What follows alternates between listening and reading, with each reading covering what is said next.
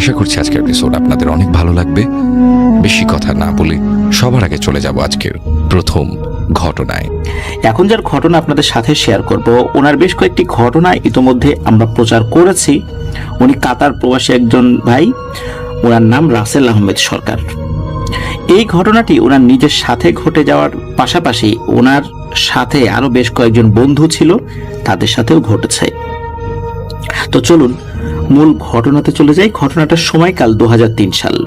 উনি তখন সাভারের নবীনগরের পল্লী বিদ্যুৎ নামক যে এলাকাটা রয়েছে সেখানে থাকতেন। উনি এই ঘটনার সাথে সংশ্লিষ্ট বিভিন্ন জায়গাগুলো রয়েছে, এই জায়গাগুলোর পুঙ্খানুপুঙ্খ বিবরণ দিয়েছেন। তো সেখান থেকে কিছু কিছু বর্ণনা আপনাদের সামনে তুলে ধরব।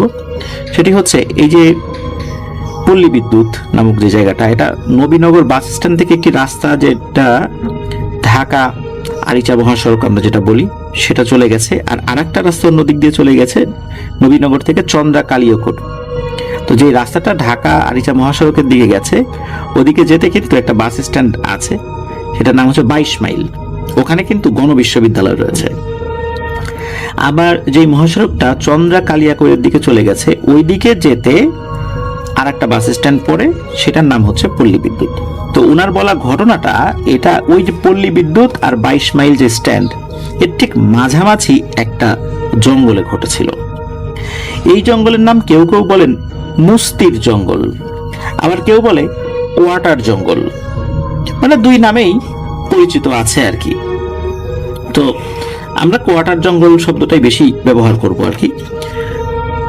এখনো যদি কেউ চায় পল্লী বিদ্যুৎ থেকে ভেতর দিয়ে হাঁটতে হাঁটতে এই কোয়াটার জঙ্গলের পাশ দিয়ে 22 মাইল অর্থাৎ গণবিশ্ববিদ্যালয়, রিক্সা বা গাড়ি নিয়েও যেতে পারবে। এখন তো রাস্তা পাকা হয়ে গেছে বলে আমাদেরকে জানিয়েছেন।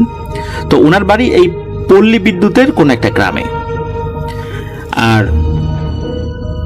ঘটনার দিন রাতের বেলা, মানে যেদিন ঘটনাটা ঘটেছিল, তো ওই দিন ওই গণবিশ্ববিদ্যালয়ে একটা কনসার্টের আয়োজন করা হয়েছিল। তৎকালীন সময়ের খুব জনপ্রিয় একজন শিল্পী, তার নাম হচ্ছে শিল্পী নাসির। উনি সেখানে গান গাইতে এসেছিলেন। শিল্পী নাসিরের গান শোনার জন্যই মূলত ওনারা ওই কনসার্টে অংশগ্রহণ করার সিদ্ধান্ত নিয়েছিলেন। তো ওনারা বেশ কয়েকজন বন্ধু ওই দিন চিন্তা করেছিলেন যে কনসার্টে যাবেন, আর এটাও চিন্তা করেছিলেন যে ওনারা ভেতর দিয়ে হাঁটতে হাঁটতে যাবেন, কারণ এটা ওনাদের গ্রাম আর কম বেশি সবাই ওই দিক দিয়ে ওনারা হাঁটাচলা করেন। আর ওই কোয়াটার জঙ্গলের এক পাশে অনেক ধান ক্ষেতের মাঝামাঝি একটা ফাঁকা বিশাল বড় মাঠ রয়েছে, এটা এখনো আছে। মাঠের এক মাথায় একটা তেঁতুল গাছ, অন্য পাশে কোয়াটার জঙ্গল, আর বাকি দুই পাশে ধানের ক্ষেত। এরপর অনেক দূরে বসতবাড়ি, আর জঙ্গলের ভেতরে অবশ্য কোনো বসতবাড়ি ছিল না। এই তেঁতুল গাছটির পর মাঠ শেষ হয়ে যায়, এরপর একটা ছোট্ট পুকুর, তারপরে বেশ উঁচু একটা রাস্তা, রাস্তার আর এক পাশে আবার একটা পুকুর, সেই পুকুরের অন্য পাশে বিশাল বড় বাঁশবাগান। এই বাঁশবাগানের এক মাথায় বসতবাড়ি আর এক মাথায় কোয়াটার জঙ্গলের কিছু অংশ। বাঁশবাগানের যেই দিকটাতে বসতবাড়ি, ওই বসতবাড়ির পর ওনাদের এলাকার কবরস্থান। আর যেই মাথায় কোয়াটার জঙ্গল, মানে জঙ্গলের হালকা অংশ রয়েছে, ওইখান থেকে শুরু হয় পল্লী বিদ্যুৎ এলাকার ঘনবসতিপূর্ণ গ্রাম। ওই গ্রামের নাম ডেন্ডাবর। এই তেঁতুল গাছের এই মাঠে আসার জন্য পল্লী বিদ্যুৎ থেকে দুইটা রাস্তা ব্যবহার করা যায়। একটা রাস্তা পল্লী বিদ্যুৎ থেকে কবরস্থানের পাশে আসার পর এই কবরস্থান থেকে ডগরতলি নামক একটা গ্রামের দিকে যাওয়ার জন্য রাস্তা রয়েছে। অন্য রাস্তাটা পল্লী বিদ্যুৎ থেকে সরাসরি কবরস্থানে আসার পর এই যে বাঁশবাগানের কথা আমরা বললাম, বাঁশবাগানের ভেতর দিয়ে রাস্তার দুই পাশে যে দুইটা পুকুর রয়েছে, ওই পুকুরের কিনারা দিয়ে সোজা রাস্তায় উঠে অন্য পুকুর ক্রস করে তেঁতুল গাছের মাঠে আসা যায়। বলা বাহুল্য যে এই দুই পুকুরের মাঝের যে রাস্তাটা, এর সামনে এখনো একটা বট গাছ আছে। এই বট গাছে হিন্দু ধর্মাবলম্বী বিভিন্ন মানুষেরা এখনো বিভিন্ন ধরনের পূজা অর্চনা করে থাকেন। তো ওনারা সেদিন এই ডগরতলির রাস্তা ধরে বিকালের দিকে হাঁটতে হাঁটতে ঘুরতে ঘুরতে ওনারা চলে আসেন ওই গণবিশ্ববিদ্যালয়ের পেছনে ওই কনসার্ট এরিয়াতে। তো রাত প্রায় 1টা বেজেছিল ওই কনসার্টটা শেষ হতে। তো কনসার্ট শেষ হওয়ার পর ওনারা রওনা দিয়েছেন। এর ভিতরে রাসেল আহমেদ সরকার বলেছেন যে চল আমরা এখান দিয়ে না গিয়ে 22 মাইল গিয়ে গাড়িতে উঠে গাড়ি থেকে পল্লী বিদ্যুতে চাই। এখন সমস্যা বাঁধলো, ওনার এক বন্ধুর আবার সাথে ছিল সাইকেল। সে বলল, তাহলে তোরা গাড়িতে যা, আমি সাইকেল নিয়ে এই রাস্তায় যাই। তখন এই রাসেল আহমেদ সরকার আর ওকে যেতে দিলেন না, যে এই রাস্তা একা যাওয়া ঠিক হবে না, চল আমরা সবাই মিলে এই রাস্তা দিয়ে যাব, কিন্তু পুকুরের পাশ দিয়ে সোজা ঢুকে যাব, ডগরতলির ওই মোড়ের দিকে যাব না। তো যেই কথা সেই কাজ, ওনারা পথ চলতে শুরু করলেন। এখন একজনের সাইকেল থাকার কারণেই মূলত প্রবলেমটা হয়েছিল, সবাই তাদের রুট চেঞ্জ করলেন। তো ওনারা ওই সময় 5 জন বন্ধু ছিলেন। এর মধ্যে এক বন্ধুর বাসা ওই বট গাছের আগের এলাকা, ওই এলাকার নাম হচ্ছে এনায়েতপুর। আর ওনাদের 2 জনের বাসা ওই কবরস্থানের পরের এলাকা, ওই এলাকার নাম হলো পলাশবাড়ি। এই 2 জনের বাসা ওই কবরস্থানের সাথেই, ওই জায়গাটাকে বলা হয় বান্দুর প্লট।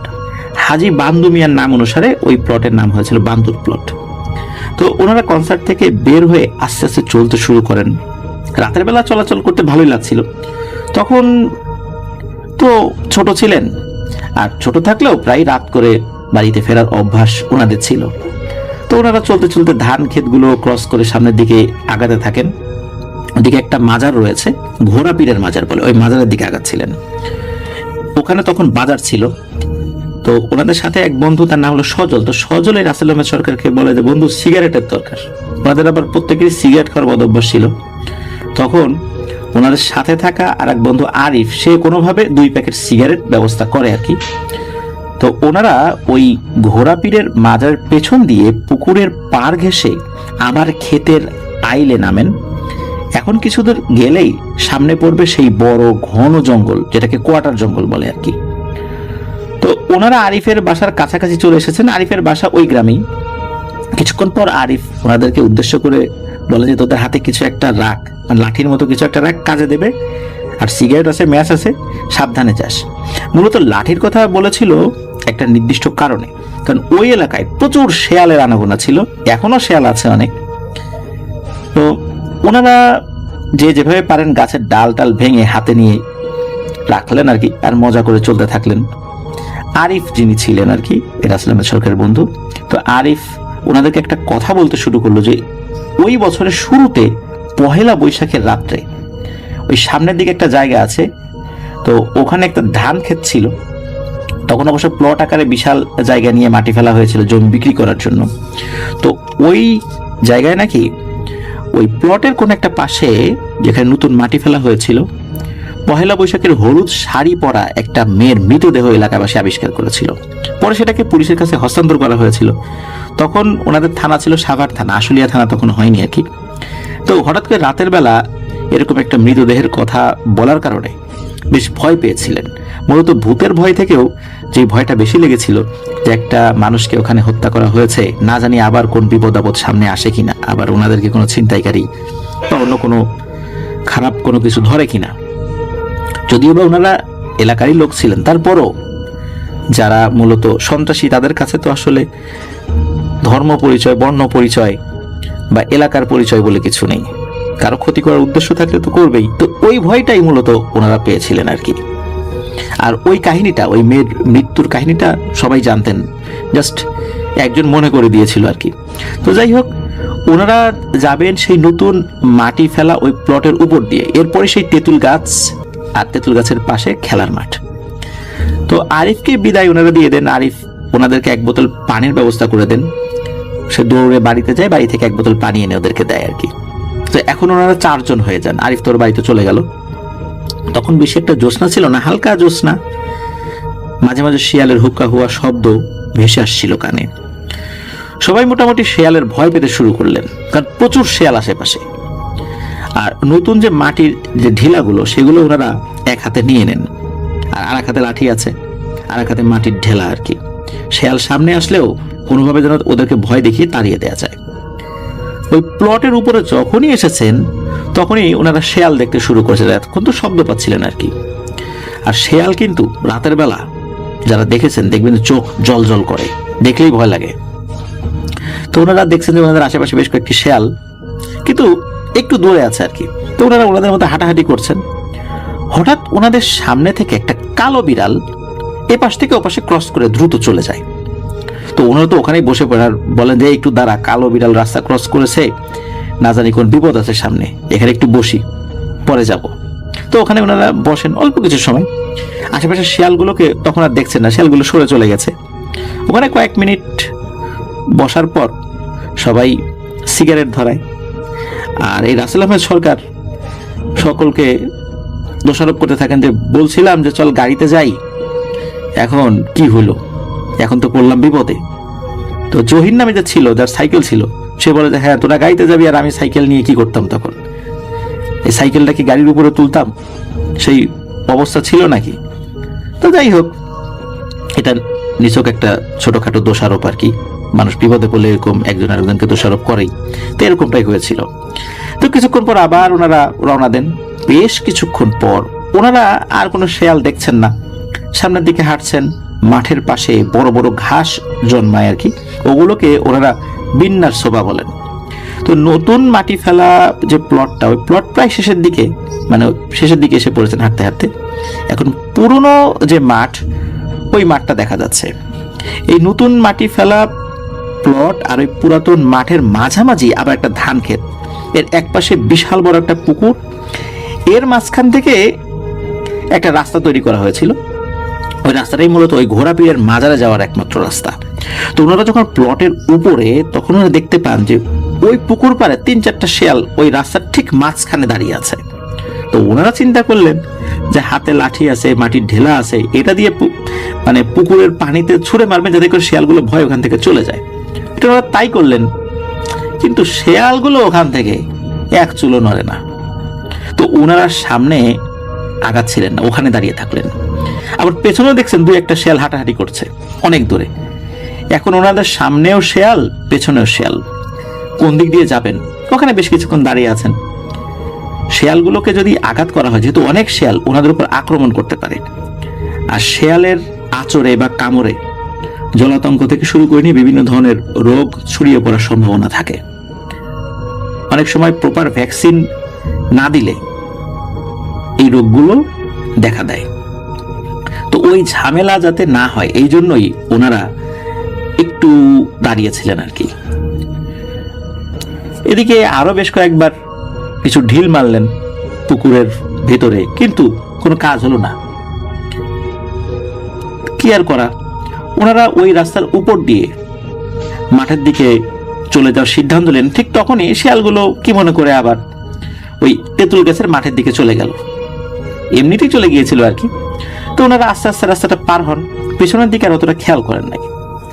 এরপর ওনারা তেঁতুল গাছের এই বিশাল মাঠটাতে, যে মাঠ রয়েছে, এদিকে আসেন।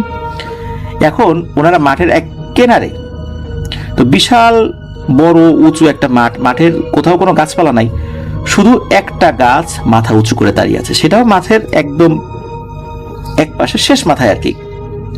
এই অবস্থায় পুরো মাঠে যদি একটা বিড়ালও হাঁটাচলা করে, সেটা কিন্তু চাঁদের আলোতে স্পষ্ট দেখা যাবে। তো এদিকে ওনারা দেখতে পান যে মাঠের বিপরীত পাশে একটা ছায়ামূর্তির মতো দেখা যাচ্ছে বলে মনে হচ্ছে। এটা কি বসে আছে না দাঁড়িয়ে আছে না কি করছে বোঝা যাচ্ছে না, তবে কিছু একটা আছে ওখানে। ওনারা এই জিনিসটা দেখে চিন্তা করেন যে কি ব্যাপার, একটা ছায়ামূর্তি, কোনো মানুষ এখানে বসে আছে কিনা। ওনারা আসলে এটা বুঝতে পারছিলেন না, না অন্ধকার চোখের ভুল, এটা নিজেরা আলোচনা করছিলেন। ওনারা মাঠের এক পাশের কিনারা থেকে উঠেছেন আর অন্য পাশের কিনারাতে ওই অবয়বটা দেখছেন বারবার তাকিয়ে। তো ওনারা সিদ্ধান্ত নিয়ে ওনার পেছন দিকে চলে যাবেন, ওনার সামনের দিকে আগাবেন না। কিন্তু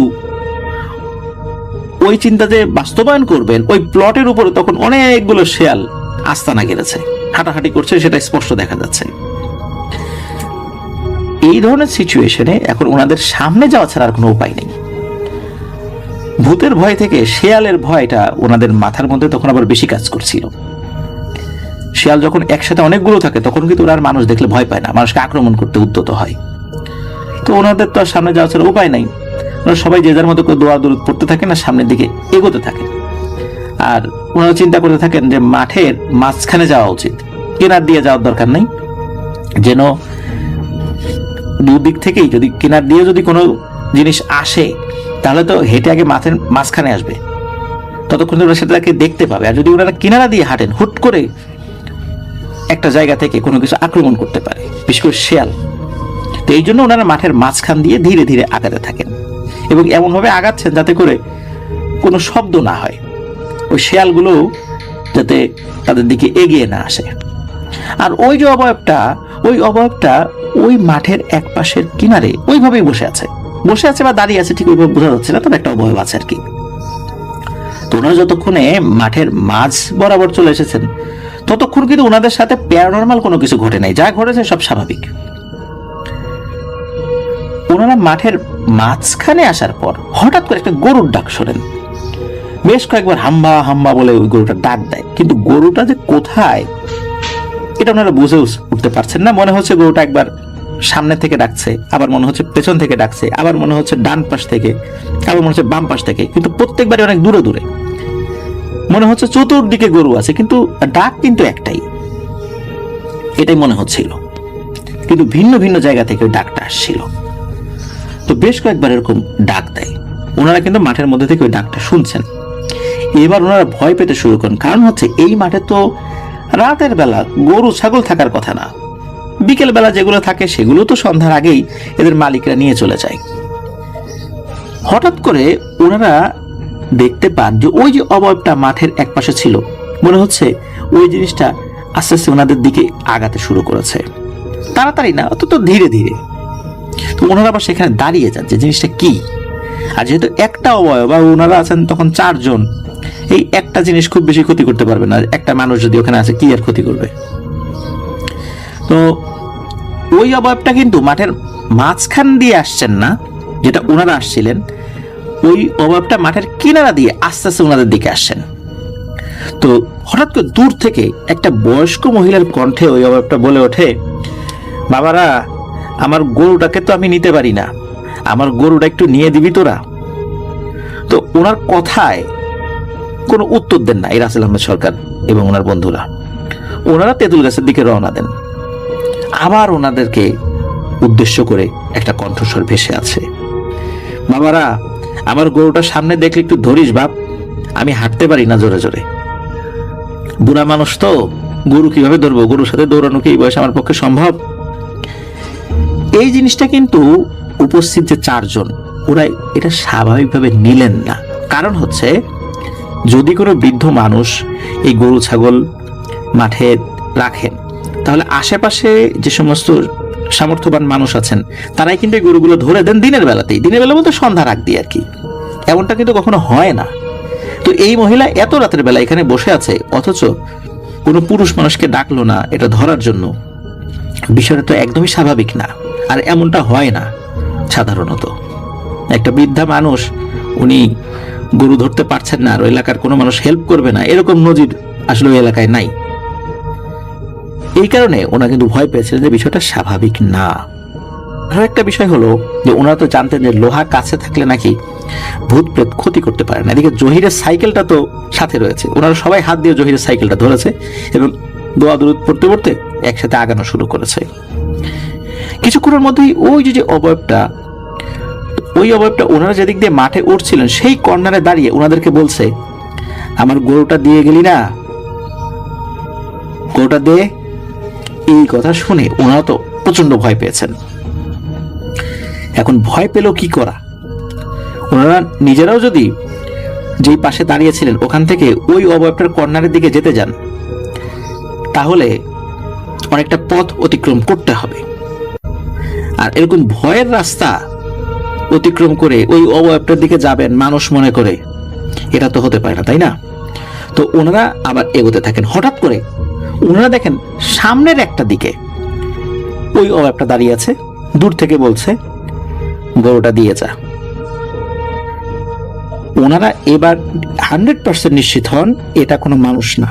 এতক্ষণ তো একটা সন্দেহ মনের মধ্যে কিছুটা হলেও ছিল, মানুষ হলেও হতে পারে, কিন্তু এত দ্রুত ওই অভাবটা যেই পাশে একটু আগেও ছিল সেখান থেকে আরেকটা জায়গায় চলে আসবে এটা হতেই পারে না।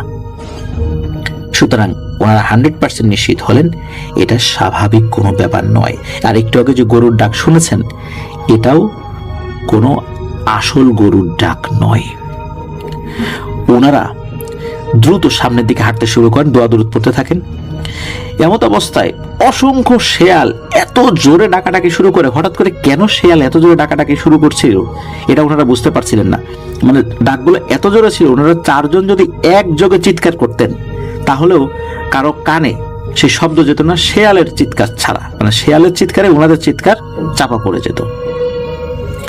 হঠাৎ করে আবার সবকিছু স্তব্ধ হয়ে যায়, মনে হচ্ছে বাতাসও থেমে গেছে, একদম নীরব পরিবেশ।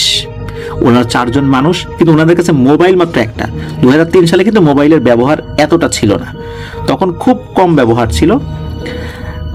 তখন হাতে গোনা অল্প কিছু লোকদের কাছে মোবাইল থাকতো, আর ইয়াং জেনারেশনের কাছে মোবাইল খুব কম থাকতো। তখন হলো বাটনওয়ালা ফোনগুলো কাজ করতো, নোকিয়ার যে বাটনওয়ালা ফোনগুলো ছিল এইগুলো মানুষ ব্যবহার করত। ওই বাটনওয়ালা ফোন একটা ছিল শুধু এই চারজনের কাছে, মানে চারজনের মধ্যে একজনের কাছে শুধু ফোনটা ছিল। তখন এই বাটনওয়ালা ফোন দিয়ে যে বাড়িতে কথা বলবেন, তো বাড়িতেও ফোন নাই, আবার পরিচিত বন্ধু বান্ধবদের সকলের কাছে ফোন নাই। আর ফোন এত রাত্রে দিলেও সকলে ঘুমিয়ে আছে। ওনারা দেখতে পান যে যেই ফোন একটা আছে ওইটা কাজ করছে না, অথচ সেটা কিন্তু ভালো ফোন। যাই হোক, সময় যেন থেমে গেছে, সময় আর আগাচ্ছে না। ওনারা তারপরও সাহস নিয়ে সামনের দিকে একটু একটু করে এগিয়ে যাচ্ছিলেন। ওনারা যখন বেশ খানিকটা এগিয়ে যান, হঠাৎ করে ওনারা দেখতে পান সাদা শাড়ি পরা একটা বৃদ্ধা মহিলা সামনে দাঁড়িয়ে আছে, লাঠিতে ভর করে। এতক্ষণ তো একটা কালো অবয়ব দেখেছিলেন, এইবার দেখেন এই অবয়বটা, এবং ওনারা স্পষ্ট করে বুঝতে পারেন যে এই বৃদ্ধা মহিলার মাথায় কোনো চুল নাই, একদম ন্যাড়া মাথা। আর এই অবয়বটা মাঠের এক পাশ থেকে অপর পাশে যাচ্ছে হেঁটে হেঁটে, তাদের দিকে তাকাচ্ছেও না, তাদের সাথে কথাও বলছে না। হঠাৎ করে এই ধরনের একজন বৃদ্ধা মহিলা, সাদা শাড়ি পরা, মাথায় চুল নাই, এত রাতের বেলা, এটা দেখে ওনারা তো ওরে বাবারে ওরে মারে বলে এই চারজন চিৎকার চেঁচামেচি শুরু করে দিয়েছেন। এর মধ্যে যে মুহিব নামে আর একটা ছেলে ছিল, এর রাসেল আহমেদ সরকারের বন্ধু, এই মুহিব নামের ছেলেটা ওই মহিলাকে দেখে ওইখানে অজ্ঞান হয়ে পড়ে যায়। আর অন্য যে তিনজন ছিল ওরা সাইকেল ধরে চাপাচাপি করে ওইখানেই বসে পড়েন। মানে চিৎকার করে যে দৌড় দেবেন, দৌড় দিয়ে যাবেনটা কোথায়? রাস্তা তো নির্দিষ্ট রাস্তায় যেতে হবে, তাই না? এলোমেলো গেলে তো বিপদে পড়ে যাবেন, কারণ আশেপাশে শেয়ালের উপদ্রব খুব বেশি। এখন আবার শুরু হয়েছে ভূতের উপদ্রব। এখন ওনারা চারদিকে ছড়িয়ে ছিটিয়ে না গিয়ে সাহস করে এক জায়গা চাপাচাপি করে বসে পড়েন। কান্না আর ভয়ে ওনাদের ভেতরটা এমন ভাবে শুকিয়ে গিয়েছিল যে যে কোনো একজন বা চারজনের মধ্যে একাধিক ব্যক্তি হয়তো বা স্ট্রোক করে মারাও যেতে পারেন। এর মধ্যে কি হয়, ওই দূরে একটা গাছ ছিল, সেই গাছ থেকে এক ধরনের পাখি আছে, এটাকে ফেসা পাখি বলে, পেঁচা না ফেসা, সেগুলো দল বেঁধে ওরা শুরু করে এবং ওনাদের মাথার উপর দিয়ে একটা চক্কর দেয়। ওটা ওই যে পাশে যে তেঁতুল গাছ ছিল, তেঁতুল গাছ থেকে উড়ে আসে। এখন এই পাখিগুলো দেখে ওনাদের ভয় আরো বেড়ে যায়। হঠাৎ করে এই ফেসা পাখিগুলো কেন ওরা শুরু করলো? আর ওই যে আরিফ যাওয়ার আগে যে পানি দিয়ে গিয়েছিল, এই পানিটা যে অজ্ঞান হয়ে গেছে যে ছেলেটা, এই এর মাথায় ঢালা শুরু করেছে। ওকে যে কোনো ভাবে জ্ঞান ফেরাতে হবে, তা না হলে তাকে কাঁধে নিয়ে আগানোটা খুব কঠিন হয়ে যাবে। আর সগীর যে ছেলেটা, যার সাইকেল আর কি, সে তো চিল্লাচিল্লি করে কান্নাকাটি শুরু করে দিয়েছে। এর মধ্যে মুহিবের জ্ঞান ফেরত আসে। সবাই একসাথে আবার সিগারেট জ্বালায়, চিন্তা করেছে আগুন কাছে থাকলে কোনো কিছু আসবে না। তো বেশ কিছুক্ষণ পর দেখে যায় পাখিগুলো আর নাই, ওই অবয়বটাও নাই, সবকিছু আবার স্বাভাবিক হয়ে গেছে। তো সবকিছু যখন স্বাভাবিক, তখন ওনারা মুহিবকে আস্তে আস্তে ধরে ধরে ওই তেঁতুল গাছ পর্যন্ত আগাতে সক্ষম হন। কিন্তু ওনারা কেউ তেঁতুল গাছের নিচে যান নাই। আর ওনাদের সামনে যে দুটো পুকুর রয়েছে, মাঝখান দিয়ে যে রাস্তাটা চলে গেছে, হাতের বাম পাশে তেঁতুল গাছ আর হাতের ডান দিকে ওই পুকুরের সামনে একটা বট গাছ।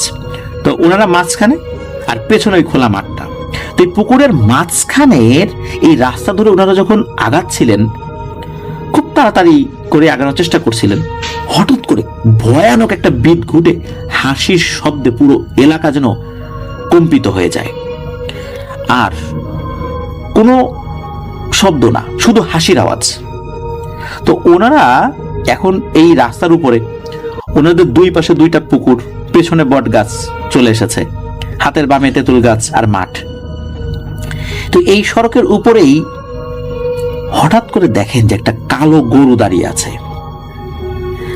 আর পেছনে যে বট গাছ, এই বট গাছের দিকে ওনারা তাকিয়েছেন।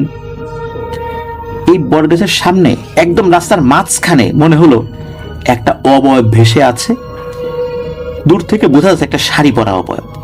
কিন্তু আরো ভয়ানক ব্যাপার হলো যে এই অবয়বটা, তার যেই শাড়িটা আসলে লাল না কি এটা বোঝা যাচ্ছে না ঠিক, তবে মনে হচ্ছে ওই অবয়বের মাথা থেকে চুল নেমে এসেছে, এবং চুলগুলো এত বড় যে রাস্তার দুই পাশে যে দুইটি পুকুর রয়েছে, মানে মহিলা মানুষের যে চুলগুলো মাথা থেকে দুই দিকে নেমে আসে, এরকম নেমে এসে দুই পুকুরের দিকে চলে গেছে, মানে এত বড় চুল সেটার মাথায়। আবারও মনে হলো সময়টা যেন থেমে গেছে, সময়টা যেন যাচ্ছেই না।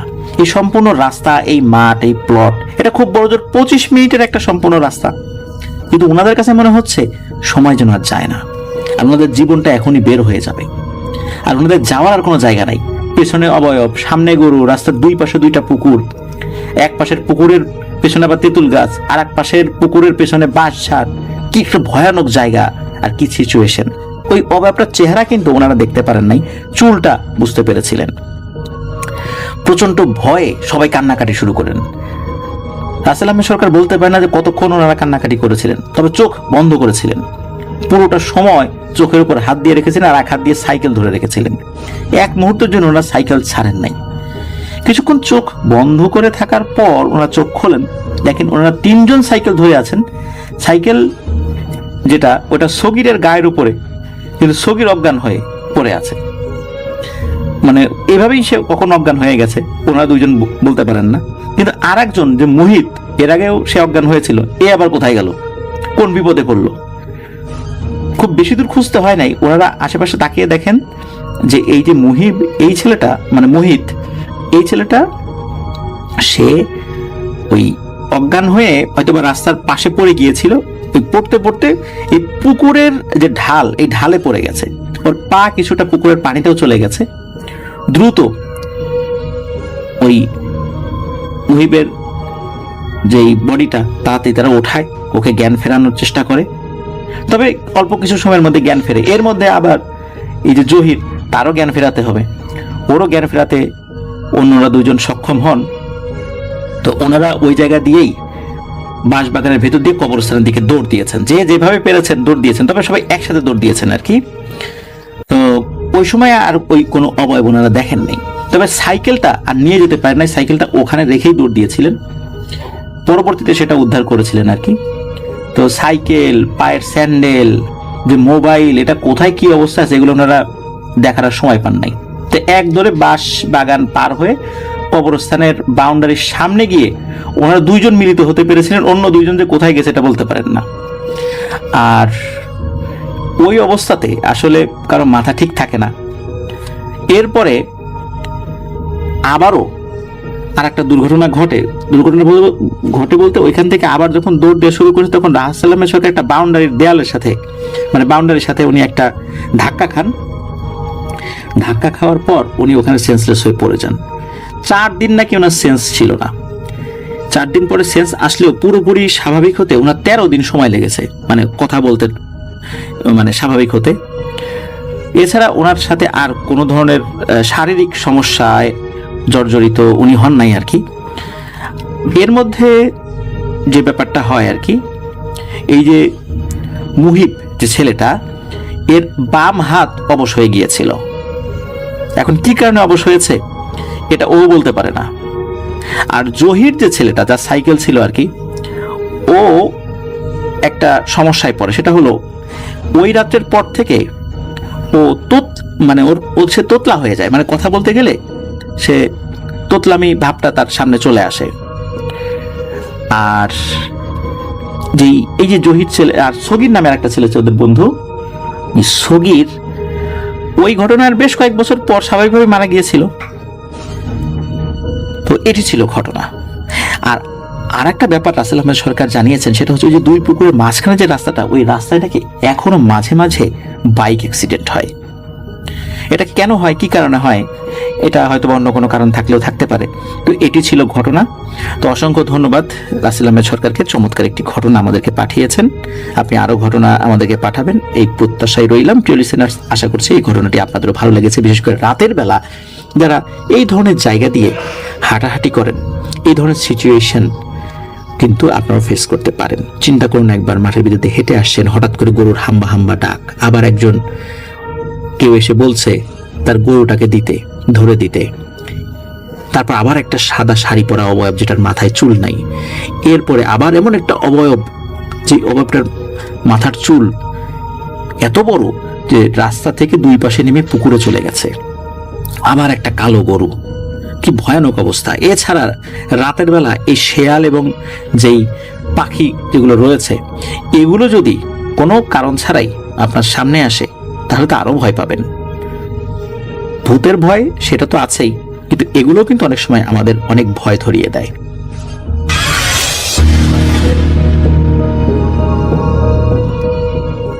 এখন আমি যে ঘটনাটা শেয়ার করব, এটা কক্সবাজার জেলার একটা ঘটনা। গত সপ্তাহে আমি কক্সবাজার ঘুরতে গিয়েছিলাম। তো তখন এক অটো চালক ভাই ছিল শাহিন, ওনার সাথে আমার পরিচয় হয়। তো আমি যে 3 দিন ছিলাম, তো শাহিন ভাইয়ের অটোতে ম্যাক্সিমাম সময় আমি ঘোরাফেরা করি। তো সেই সুবাদে ওনার কাছ থেকে আমি কিছু ভয়ঙ্কর ঘটনা সংগ্রহ করি। তো এখন আমি যে ঘটনাটাই বলতে যাচ্ছি, সেটা শাহিন ভাইয়ের জীবনে ঘটে যাওয়া একটা ঘটনা, যেটা 2018 সালে ঘটে। তো শাহিন ভাই আমাকে বলে যে উনি নাকি 4-5 বছর ধরে অটো চালানোর কাজে নিয়োজিত আছেন এবং ওনার নিজস্ব অটো এটা। তো আপনার হয়তো অনেকে ঢাকা শহর অটো নাও চিনে থাকতে পারেন। কক্সবাজারে যারা গিয়েছেন তারা দেখবেন যে পিছে 3 জন বসা যায় বা সামনে ড্রাইভারের পাশে 2 জন বসে, এরকম কিন্তু বিভিন্ন ধরনের অটো আছে। তো সেই অটোর ড্রাইভার তিনি ছিলেন।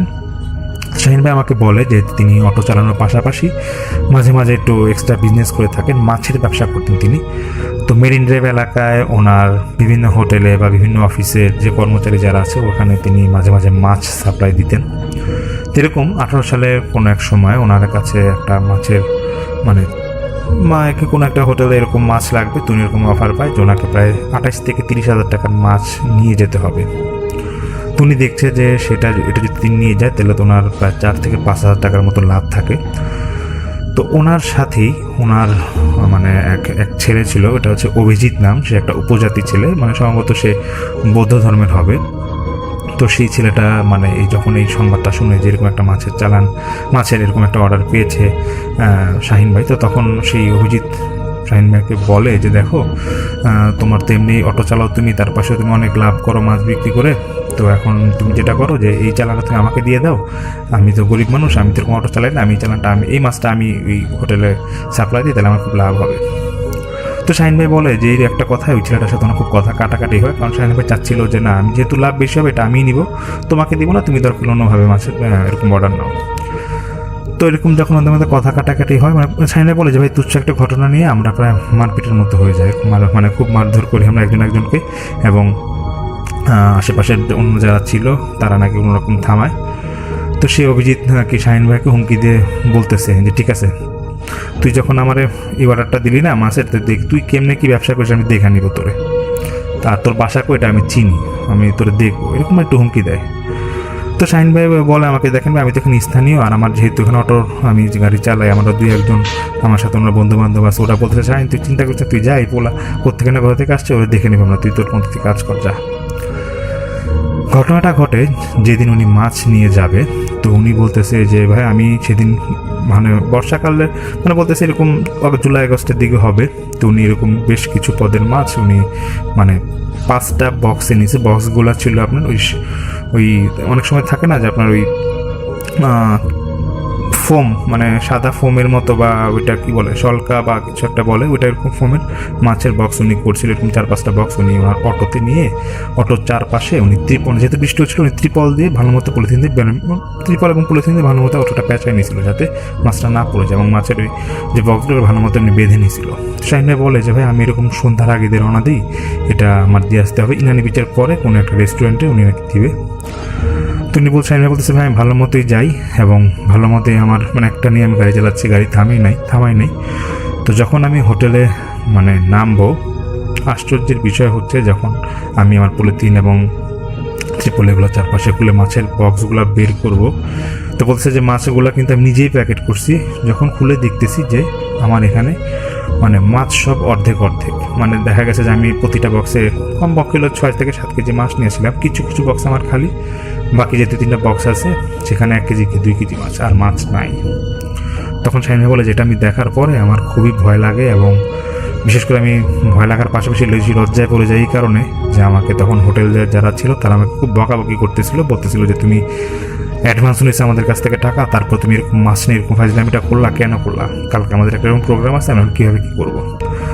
তখন শাহিন ভাই বলে যে আমি পরে আমার এক ভাইকে নিয়ে আসছি, মানে আমার ভাই একজন পরে আমার এই শহর থেকে ওইখানে গেছে, যাওয়ার পর টাকা নিয়ে গেছে, পর হোটেলে ওদেরকে আমি টাকা বুঝিয়ে দিছি, পরে আমি আমার ভাই অটো নিয়ে আসি। কিন্তু আমি যখন অটো চালাচ্ছিলাম তখন মানে আমার মাথা মানে কিছুই কাজ করতেছিল না। আমি আমার ভাইকে দিয়ে দিই যে তুই অটোটা চালা, আমার শরীরটা ভালো লাগতেছে না। মানে তার একটাই কথা যে মাছ আমার গেল কোথায়, যেটা আমি নিজে প্যাকেট করলাম। তখন শাহিন ভাই বলে যে হ্যাঁ ভাই, আমি সেদিন বাসায় আসি, বাসায় বলতে আমার ভাই, আমি, আমার স্ত্রী, আমার 2 সন্তান আর আমার মা থাকি। সেদিন আসার পর থেকে আমার প্রচণ্ড অসুস্থ, আমি জ্বর এবং বমি আসতেছে। আমি একটু কি ভয় আসতেছে কিনা আমি বুঝলাম না। একেতে একদিক দিয়ে আমার লজ্জা যে আমি এই রোডে সবাই আমাকে মোটামুটি ভালোই জিনিস মাছ সাপ্লাই দিই, সেই হোটেলেরা ওনাকে বলছে তুমি সবসময় মাছ সাপ্লাই দিই, আজকে কেন তুমি কাজটা করলা? এটা নাকি শাহিন ভাইয়ের মানে এদিক দিয়ে খারাপ লাগতেছিল। আর ওনারা বলতেছে যে আমার জ্বর এবং বমি, সারা রাত আমি ঘুমাইতেই পারি নাই। পরের দিন সকালবেলা আমি উঠে যখন ঘুম থেকে উঠবো, শাহিন ভাই বলে যে আমাকে যে উনি দাগগুলো দেখাইছে, উনি বলতেছে যে দেখেন ভাই আমার হাতের এখানে আঁচড়, আমি সকালে উঠেই দেখি আমার হাতে এখানে আঁচড়ের দাগ, আঁচড় মানে 3-4টা আঙ্গুলের আঁচড়ের দাগ। এবং আমি সচরাচর শাহিন ভাই বলে যে আমি একাই ঘুমাই, কিন্তু সেই দিন রাতে হয়তো আমার অসুস্থ ছিলাম, দেখো হয়তো আমার বউ আমার সাথে ছিল। কোথা থেকে কি আঁচড় আসলে আমি কিছুই বুঝলাম না। তো এটা হওয়ার পর আমি 2-1 দিন অসুস্থ ছিলাম। তো অসুস্থ থাকার পর আমি তো অটো চালানোর পুরো বন্ধ আমার। এরকম তখন অসুস্থ থাকার পরে উনি বলে যে আমি কিছুটা ওষুধ খেয়েও কিছুটা সুস্থ হয়ে 2-1 দিন মানে কয়েকদিন পর অটো চালানো শুরু করি, কিন্তু আমি বেশিক্ষণ অটো চালাতে পারতাম না। উনি বলতো যে আমার আস্তে আস্তে না আমার অসুস্থতা শুরু হয়, যেমন মাজার ব্যথা শুরু করলো, হাতে তো এরকম যে ছুলে গেছে, যে কী হবে এটাই বুঝলাম না। হয়তো হ্যাঁ, শাহিন ভাই বলে আমি ভাবছিলাম হয়তো কোনো একটা কারণে হাতে ছুলছে আগে, আমি তো খেয়াল করি নাই। তো শাহিন ভাই বলে যেরকম 2-1 দিন যাওয়ার পরে তো উনি বলতেছে যে আমি একদিন মানে একটা ট্রিপে, উনি মনে হয় মানে ওর রামুর দিকে যাবে, কক্সবাজার রামুর দিকে যাবে। তো উনি বলতে যখন আমি রামুর দিকে যাব, তখন আমি সন্ধ্যার ঠিক আগে দিয়ে মানে কোনো এক যাত্রীকে নামাই, আমি এবার খালি অটো নিয়ে ব্যাক করব। বলতেছে যে যখন আমি ওখানে রামুর দিকে ওখানে যখন ব্যাক করতে যাব, ঠিক কাছে রামুর যে মন্দিরগুলো বা যেগুলো আছে, বৌদ্ধদের যে মন্দিরগুলো আছে, মানে মন্দির তো বলে না, বৌদ্ধনাথ প্যাগোডা বলে, ওটা বলতেছে যে আমি এটা যখন ক্রস করব, তখন আমার শরীরটা আরও বেশি খারাপ হয়ে গেল। মনে হচ্ছে যে আমি অটো চালাতেই পারবো না। তখন আমি ফোনে আমার ভাইকে আমার খবর দিয়েছি, দেখ আমার শরীরটা খুব খারাপ, তুই একটু তাড়াতাড়ি আয়, আমার ভালো লাগতেছে না। তখন ওনাকে সেখান থেকে নিয়ে আসা হয়, মানে সেখানে মানে ওই শাহিন ভাই ওনার ভাইকে তাড়াতাড়ি নিয়ে আসে, এবং সেই রাতেও আবার উনি অসুস্থ, এবং ওনার নাকি পুরো শরীর মানে পিঠের সাইড পুরো নীল হয়ে যাচ্ছিল, শাহিন ভাই যেটা আমাকে বলে। তো বলার পরে শাহিন ভাই তো এরকম যখন হচ্ছিল, তখন উনি টানা নাকি এরকম প্রায় 1 সপ্তাহের মতো অসুস্থ, কিন্তু ওনার অসুস্থতা কোনো কিছুই কেউ বের করতে পারে না। মানে উনি বলতো যে ভাই আমি যে গলা দিয়ে কথা বের হচ্ছিল না, আমার গলা নাকি আমার এরকম বন্ধ হয়ে যাচ্ছিলো এবং শ্বাস আটকা যাচ্ছিলো, এরকম প্রায় সময় আমার হতো। তখন শাহিন ভাই বলে যে তখন ওনার ভাই এবং আমরা বলতেছে এক কাজ করো, যেহেতু এই অসুস্থ ডাক্তার দেখা কোনো লাভ হচ্ছে না, ওকে একটু কবিরাজ দেখাই। তো শাহিন ভাই বলে যে আমাদের যে স্থানীয় বাড়ি আছে যেখানে, মানে কক্সবাজার একটু সাইডে ছিল, তো ওইখানে কবিরাজ পরিচিত ছিল। ওই কবিরাজের কাছে শাহিন ভাই অটোতে নিয়ে যাওয়া হয়। তো সেই কবিরাজ বলতেছে যে তোমার উপর তো বান মারা হয়েছে, শাহিন ভাইকে বলতেছে তোমার উপর বান মারা হয়েছে, এবং কোনো একটা মানে মুসলিম না অন্য ধর্মের কেউ তোমার উপর বান মারছে, তুমি একটু দেখো তো তোমার সাথে কারো কোনো গ্যাঞ্জাম লাগছিল নাকি। তখন শাহিন ভাই বলে যে না, আমার সাথে অনেক বলে যে না, আমার সাথে কারো কোনো গ্যাঞ্জাম হয় নাই বা লাগে নাই, কিছুই হয় নাই। তখন সেই এই যে কবিরাজ যিনি, উনি বলতেছে যে না তোমার উপর বান মারে, তুমি আগে খেয়াল করো, আমি তোমাকে ঝাড়ফুঁক বা যেটা দেওয়ার দিব, বা আমি তোমাকে তাবিজ দিয়ে দিব, গলায় পড়তে পারবা, কোনো সমস্যা নাই, কিন্তু তুমি এটা সম্পূর্ণ সুস্থ হইতে পারবা না। তুমি আগে খেয়াল করে দেখো যে তোমাকে মাসখানিকের মধ্যে কেউ মানে কার সাথে তুমি কোনো ঝগড়া বা তর্কে জড়াইছিল নাকি। একটু বলতে পারবো, কিন্তু কে করছে না করছে আমি বলতে পারবো না। তখন শাহিন ভাই বলে যে আমি বাসায় আসি, আসার পর তো আমার এরকম মানে জ্ঞান নাই যে আমি কার সাথে আমি কী করবো, কার সাথে আমার এরকম ঝগড়া বিবাদ লাগে নাই। যখন ওর বন্ধু বান্ধব মানে শাহিন ভাই বলে যে আমি যে অটো চালাই তার শুধু একজন বন্ধু বান্ধব ওরা যারা আমাকে দেখতে এরকম আসে, কারণ আমি তো এরকম অনেকদিন ধরে অটো চালাতে পারতেছিলাম না, তখন সে বন্ধু বান্ধবরা বলে যে তোর মানে কবিরাজ তোর কী বললো। তখন শাহিন ভাই কথায় বলে যে কবিরাজ আমাকে কথাগুলো বলছে, আমি নাকি কার সাথে এরকম উল্টাপাল্টা কাজ করছি। তখন ওনার এক বন্ধু ছিল, সেই বন্ধুর নাম ছিল পলাশ। সে নাকি বলে যে তোর কি অভিজিৎটা মনে আছে, তোর সাথে একবার মাছ নিয়ে একবার গ্যাঞ্জাম লাগছিল। অভিজিৎ কিন্তু ভালো ছেলে না, সে কিন্তু আমাদের একটা এলাকার নাম বলে যৌমুখ এলাকায় হিন্দুপাড়ায় থাকে ওইখানে কিন্তু পোলার কিন্তু অভ্যাস ভালো না, সে মানে উল্টাপাল্টা কাজ সে করলেও করতে পারে। তখন শাহিন ভাই বলে তো অভিজিৎ এখন পাবো কই। তখন পলাশ বলে দেখ আমরা এখানে স্থানীয়, অভিজিতের পাওয়া কোনো সমস্যা না, অভিজিতের নিয়ে আসি তারপর কথা বলবো। তোরা যারা এরকম ওরা কয়েকজন বন্ধু বান্ধব যারা অটো চালাতো ওরা নাকি পরে অভিজিৎকে নাকি নিয়ে আসে, মানে ধরে একবার নিয়ে আসে, মানে মানে মানে মানে ওকে একসাথে মানে ধরে নিয়ে আসে এবং বলে শাহিন ভাইয়ের বাড়িতে নিয়ে আসে, এবং ওরা নাকি প্রায় 7-8 জন এরকম হয়ে গেছে যে অটো চালায়, এবং শাহিন ভাই তো আসি। তো অভিজিৎরা অনেক কিছু বলে যে তুই কী করছিস শাহিনের বল। অভিজিৎ শিকার যায় না, তো ওরা অনেক মারধর করে অভিজিৎকে, এবং অভিজিৎকে মারধর করার পর অভিজিৎ বলে যে দেখেন আমরা তো গরিব মানুষ, শুভজাতি, আমরা 2-1 টাকা পাইলে আমার অনেক খুশি। তো আমি শাহিন ভাইয়ের কাছে এরকম চাইছিলাম সেদিন যে ওর যে অর্ডারটা পাইছে মাছের এটা আমাকে দিয়ে দেখ। তো আমি এরকম একটা জিন দিয়ে এরকম একটা চালান দিয়েছিলাম, এবং আমি তো বৌদ্ধ ধর্মের, আমার এখানে ওই বলতেছে যে রামুর এখানে আমার ওখানে যে একটা মন্দির আছে ওইখানে গিয়ে এক সন্ন্যাসী বা কিছু একটা আছে, ওইখানে আমি একটা তাবিজ এরকম মাটি চাপা দিয়ে আসছি ওইখানে মন্দির মানে ব্যাপারটা ঠিক পাশেই। তো ওইটা উঠে ফেলেন, দেখবেন সুস্থ হয়ে গেছে। তখন ওরা না কেউ বিশ্বাস করতেছিল না যে কিন্তু সত্যি বলতেছে মিথ্যা করে সত্যি বলতেছে। আপনারা দেখেন ওইখানে আমি একবার এরকম বান মারছিলাম, এবং খুব একটা বাজে জিন দিয়ে ওনারা আমি তাবিজ করেছিলাম, মানে বান মারছিলাম আর কি। এবং আপনারা দেখবে পরে শাহিন ভাই বলে যে আমার মাছগুলো এগুলো কী হয়েছিল। তখন সেই অভিজিৎ সে বলতেছে যে মাছ বলেন যেটাই বলেন, বান মারার কারণে আপনার অনেক বড় ক্ষতি হয়েছে, আপনার সেই চালানে দেখেন গিয়ে আপনার মাছ কিন্তু ঠিক উনি বলতেছে যে মাছ ঠিক মতো যায় না, কারণ এটা আমি জিন দিয়ে এগুলো সব মানে ওই বলতেছে যে আপনি যে রোডে গেছেন ওইখানে কিন্তু আমার 2টা জিন আমার আপনার পিস ছিল, এবং আপনি খেয়াল করেন নাই। এবং আপনি তখন বলতেছে সেই অভিজিৎকে আপনি খেয়াল করে দেখবেন যে আপনি যে অটো চারপাশে যখন মাছ উঠান তার আগেই কিন্তু এরকম মাছ ছাড়াই ফেলছিলাম আমি জিন দিয়ে।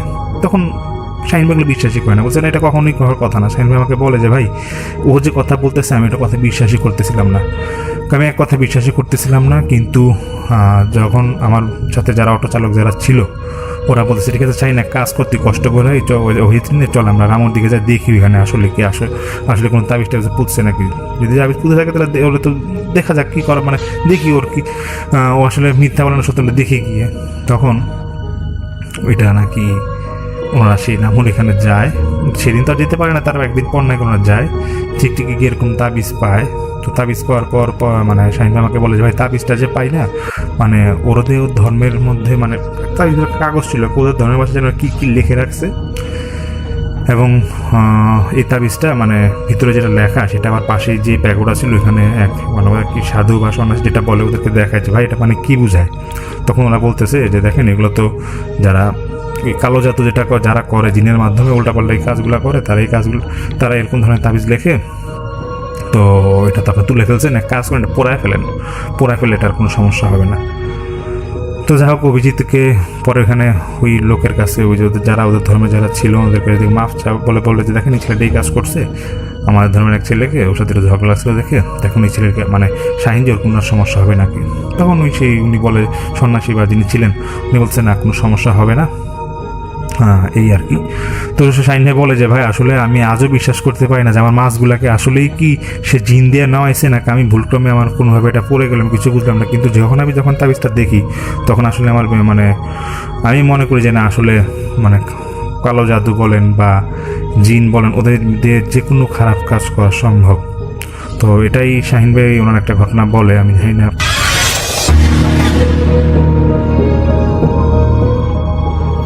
আসসালামু আলাইকুম লিসনার, আমি আরজাদ নাহিদ আছি আপনাদের সাথে। আজকে যে ঘটনাটি নিয়ে আমি এসেছি রাসেল ভাই, এই ঘটনাটি আমাকে শেয়ার করেছেন বগুড়া জেলা থেকে শাকিল ভাইয়া। ইনি একটি ভয়ঙ্কর লেভেলের একটি ঘটনা আমাকে শেয়ার করেছেন। এই ঘটনাটি সময়কাল আজ থেকে প্রায় 30 বছর হবে এরকম, যেটা আমাকে বলে উনি, যে আজ থেকে প্রায় 30 বছর আগের একটি ঘটনা। তিনি এই ঘটনাটি তার দাদির কাছ থেকে সংগ্রহ করেন, একটি ভয়ঙ্কর লেভেলের ঘটনা। তো এই ঘটনাটি ঘটে বগুড়া জেলার একটি প্রত্যন্ত গ্রামে। এই ঘটনাটি থেকে যেটা শিক্ষণীয় বিষয় যেটা আপনার ঘটনাটি সম্পূর্ণ শুনলে জানতে পারবেন, যেটা এই ঘটনাটি একটি নতুন বিবাহিত দম্পতিদের একটি ভয়ঙ্কর লেভেলের ঘটনা। তো এই ঘটনাটি আপনাদের সাথে আমি শেয়ার করতে যাচ্ছি রাসেল ভাই। তো আশা করি আপনারা সবাই ভালো আছেন এবং ভালো দলে আছেন রাসেল ভাই। এবং আমি যে ঘটনাটি শেয়ার করতে যাচ্ছি সরাসরি ঘটনায় চলে যাচ্ছি। ঘটনাটি শুরু হয় আজ থেকে প্রায় 30 বছর আগে, যখন এই ঘটনাটি ওনার দাদি মানে জানেন যেভাবে, যে ওনার এক বান্ধবী ছিল, তার বিবাহর কয়েক দিনের মধ্যে এরকম ভয়ঙ্কর লেভেলের ঘটনা তাদের সাথে শুরু হয়ে যায়, মানে তাদের বিবাহ দম্পতির সাথে। তার যে নতুন বর ছিল তিনি একজন এমনিতেই বাসার কাজকাম করতেন এবং গ্রামের বাড়ির যেটা বলে যে গ্রামেই থাকতো এবং কৃষিকাজ করত। তাদের বিবাহ হওয়ার পর যেদিন বিবাহটা হয় সেদিনের দিনটা ছিল শনিবার দিন, এবং সেদিন বিয়ে হওয়ার একদিন পর তাদের আত্মীয় স্বজনরা তাদের বাসায় আসে এবং তারাও খাওয়া দাওয়া করে চলে যায়। তো পরের দিন আবার যায় না, পরের মঙ্গলবারের দিন যেটা বলে, এই মঙ্গলবার দিন তারা তাদের শ্বশুর বাড়ির দিকে রওনা দেওয়ার পর যেটা ভয়ঙ্কর লেভেলের ঘটনা ঘটে তাদের সাথে। মানে যখন যাচ্ছিল সে সময় তার স্ত্রী মানে একদম সুস্থ, তাদের কোনো সমস্যা নাই বা কোনো কিছুই সমস্যা নাই তাদের ভিতরে। তো যে নতুন বউ সে যখন ওই বাড়িতে গেল, যাওয়ার পর হঠাৎ করে সে অসুস্থ হয়ে গেল, মানে প্রচণ্ড লেভেলের অসুস্থ। এই যাওয়ার মানে যে রাস্তা দিয়ে যাচ্ছিল এই রাস্তাটা আবার পার হওয়া লাগে একটা শ্মশান এবং একটা কালী মন্দির পার হয়ে তাদের আর কি বাড়িটা যখন যাচ্ছিল তখন মানে ওদের বাড়ি মোটামুটি 20 মিনিট থেকে 30 মিনিট সময় লাগে এবং তারা গেছে সন্ধ্যার দিকে। যে যখন অসুস্থ হয়ে যায় তাদের সবাই বলা বলি করে যে তোরা আসবি তো দিনের বেলা আসলি না কেন, আর এমন সময় আসছিস হয়তো বা কোনো ভয় বা এরকম কিছু পাইছে হয়তো, এটা ভাবতেছিল তারা। তো আসলে সে এতটা পরিমাণে অসুস্থ হয়ে যায় যেটা বলার বাইরে। তো সাথে সাথে ডক্টরকে ডাকা হয়। ডক্টর আসার পর ডক্টর যেটা বলে যে ইনি তো ভয় পাইছে মনে হয় নাকি, জ্বর তো প্রচুর লেভেলে আসছে। তো তাকে ওষুধ দেওয়া হয়। ওষুধ দেওয়ার পর জ্বর কমতেছে না, হালকা কমছে, এবং সে রাত যখন 10টা পেরিয়ে 11টার দিকে গেছে সে সময় হঠাৎ করে রুমে চিল্লাচিল্লি শুরু করছে ঘুম থেকে উঠে। মানে এরকম করে চিল্লাচ্ছে যে তুই এখানে কিসের জন্য আসছিস, এবং তার যে হাজবেন্ড ছিল তার গলা এমনভাবে চেপে ধরছে যেটা বলার বাইরে। যখনই এনার গলা চেপে ধরছে এই লোক সাথে সাথে ঘুম থেকে উঠে, ঘুম যখন ভেঙে গেছে একদম, সে ঘুম থেকে উঠে বলতেছে তুমি গলাটা ছেড়ে দাও। মানে কোনো কথা বলতে পারতেছে না, কোনোভাবে জোর করে গলাটা থেকে হাতটা সরাইছে কোনোভাবে। হাত ছড়ানোর পর তাদের বাসার সবাইকে ডাক দেওয়ার পর সে প্রচণ্ড লেভেলের সে চিল্লাচিল্লি শুরু করে দিয়েছে। এদিক মধ্যে সবাই তাদের রুমের পাশে আসছে, আসার পর এবং রুমের ভিতর ঢোকার পর তারা দেখতে পায় যে সে মনে হয় মানে কোনো জিন এতটা পরিমাণের ভয়ঙ্কর লেভেলে তাকে আক্রমণ করছে যেটা বলার বাইরে। সে একদম মানে 2-3জনও ওকে আর সামলাতে পারতেছে না, মানে এতটা শক্তি ওর গায়ে, মানে ও ওর জামাইকে মানে গলা চিপে ধরবে এরকম একটা পরিস্থিতি। সে তো ভয়ে মানে ঘাট থেকে নেমে দরজার দিকে গেছে, মানে ভয়ে।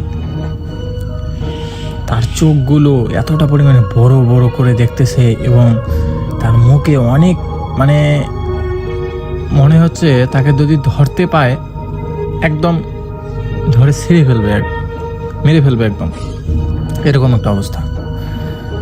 সো সাথে সাথে তারা বুঝতে পারে যে একে হয়তো বা জিন বা এরকম কিছু আক্রমণ করছে।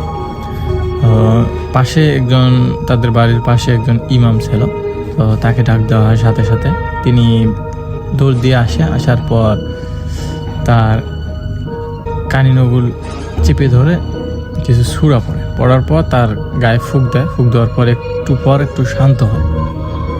তো আস্তে আস্তে যখন শান্ত হয়ে গেল তখন হুট করে সে বিছানায় পড়ে গেছে, মানে সেন্সলেস হয়ে গেছে সাথে সাথে। তো যখন সাথে সাথে সেন্সলেস হয়েছে রাসেল ভাই, তারপর এদিক সেদিক দেখতেছে, মানে সবাই দেখাদেখি করতেছে যে আশেপাশে কেউ আছে কিনা, মানে এরকম কোনো কিছুই আন্দাজ পাচ্ছে না। সে একটু পর মানে তার জ্ঞান ফেরে, তাকে বলা হয় যে তুমি এরকম করতেছিলে কেন? সে কিছুই বলতে পারতেছিল না। তো এদিক মধ্যে এই যে ইমাম সাহেব ছিলেন তিনি বলেন যে এটা একটা ভয়ঙ্কর লেভেলের জিন।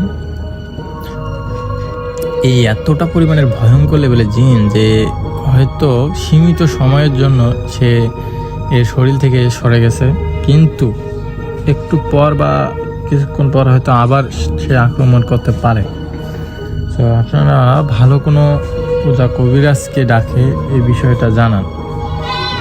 তো যখন এরকম করে বলে কবিরাজের কথা শোনার পর, তো তাদের বাসায় আব্বু মা ছিল ওই মেয়ের, তখন তারা একটা কবিরাজের কাছে যায়, যে সে এই বিষয়গুলো নিয়ে কথা বলার পর সেই কবিরাজ বলে যে এই শ্মশানের পাশ দিয়ে যখন তারা আসতেছিল সন্ধ্যার দিকে তাদেরকে আক্রমণ করে এবং এই ভয়ঙ্কর লেভেলের খারাপ জিনটা এ যাবত কয়েকটা দম্পতিকে একদম মেরে ফেলছে, কারণ তারা হেলিপনা করার কারণে এরকম ঘটনা ঘটছে। তো এই জিনটাকে হয়তো তাড়াতে হবে, না বন্দি করতে হবে, না তাছাড়া একে সরানো মানে সম্ভবই না, এরকম করে বলতেছে। যখন কবিরাজকে বলতেছে যে আচ্ছা আপনি কি করা লাগে করেন, তো বলতেছে যে এই তাবিজটা নিয়ে যে কোনো মানে গলায় পরায় দেন, আর আমি পরশুদিন যাচ্ছি, এরকম করে বলে, যাতে করে আক্রমণ করতে না পারে। এই কবিরাজ এর কাছ থেকে যে ওর বাবা দেখতে পায় যে সে আবার আগের রূপে আসছে এবং এবার এতটা পরিমাণের ভয়ঙ্কর লেভেলের হচ্ছে যেটা বলার বাইরে। ওর নিজের চুল টেনে টেনে ছিঁড়তেছে এবং চোখ লাল বড় বড় হয়ে গেছে, মানে একটা এতটা পরিমাণে ভয়ঙ্কর লেভেলে দেখা যাচ্ছে যেটা বলার বাইরে। মনে হচ্ছে সামনে কেউ গেলে তাকে একদম মেরে ফেলবে, এরকম একটা অবস্থা। তো সাথে সাথে তিনি আবার কি করছে, একটু বুদ্ধি খেটিয়ে পিছন দিয়ে তাবিজটা গলায় পরাই দিছে। তাবিজটা যখন গলায় পরাই দিছে কিছুক্ষণের মধ্যে এবং পরাই দিয়ে একটু সূরা পড়ছে। তো পড়ার পর কিছুক্ষণের মধ্যে ওই মেয়ে ওখানেই আবার সেন্সলেস হয়ে পড়ে যায়। একটু পর তার জ্ঞান ফেরে। এরপরে 2 দিন ঠিকই ছিল, পরে যখন কবিরাজ আসার পর ওই জিনটাকে হাজির করা হবে। এখন জিনটাকে হাজির করাতে হলে একটা বাচ্চা বা একটা লোক লাগবে, সেই জন্য একটা বাচ্চাকে মানে 10 বছর এরকম একটা বাচ্চা লাগতো। তো তার একটা ছোট ভাই ছিল, তার উপরে এই জিনটাকে হাজির করা হবে। তো ওইভাবে জিনটাকে হাজির করানো হলো। এই ভয়ঙ্কর লেভেলের খারাপ জিন হাজির হওয়ার পর বলতেছে, তোর মতো কবিরাজ আমি কত দেখছি, তুই পারলে আমাকে বন্দি কর, তুই এর গলায় যে তাবিজটা দিছিস এর জন্য তোকে পস্তাতে হবে এবং আমি তো নিজের হাতে তোকে মেরে ফেলবো, এরকম করে বলতেছিল।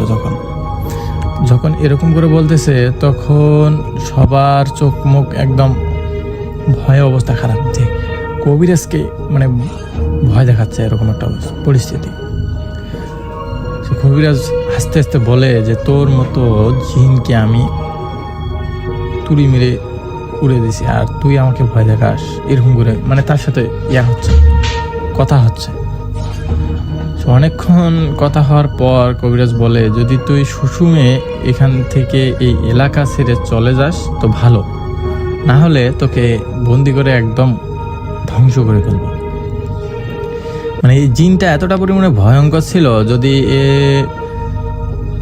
ছাড়া পাইতো কোনোভাবে আরও মানুষের ক্ষতি করতো, একদম মেরে ফেলতো। এই মেয়েটাকেও মেরে ফেলতে যাচ্ছিল, এরকম একটা অবস্থা। এই মেয়েটা আবার যখন ভর করতো তখন সে নিজের মাথা নিজেই দলানে ধাক্কাচ্ছিল, এরকম একটা অবস্থা। তো যখন এরকম একটা অবস্থা, তখন এই জিনটাকে কোনোভাবে কথা বলতেছে, কোনোভাবেই তাকে হাল মানাতে মানে পারতেছিল।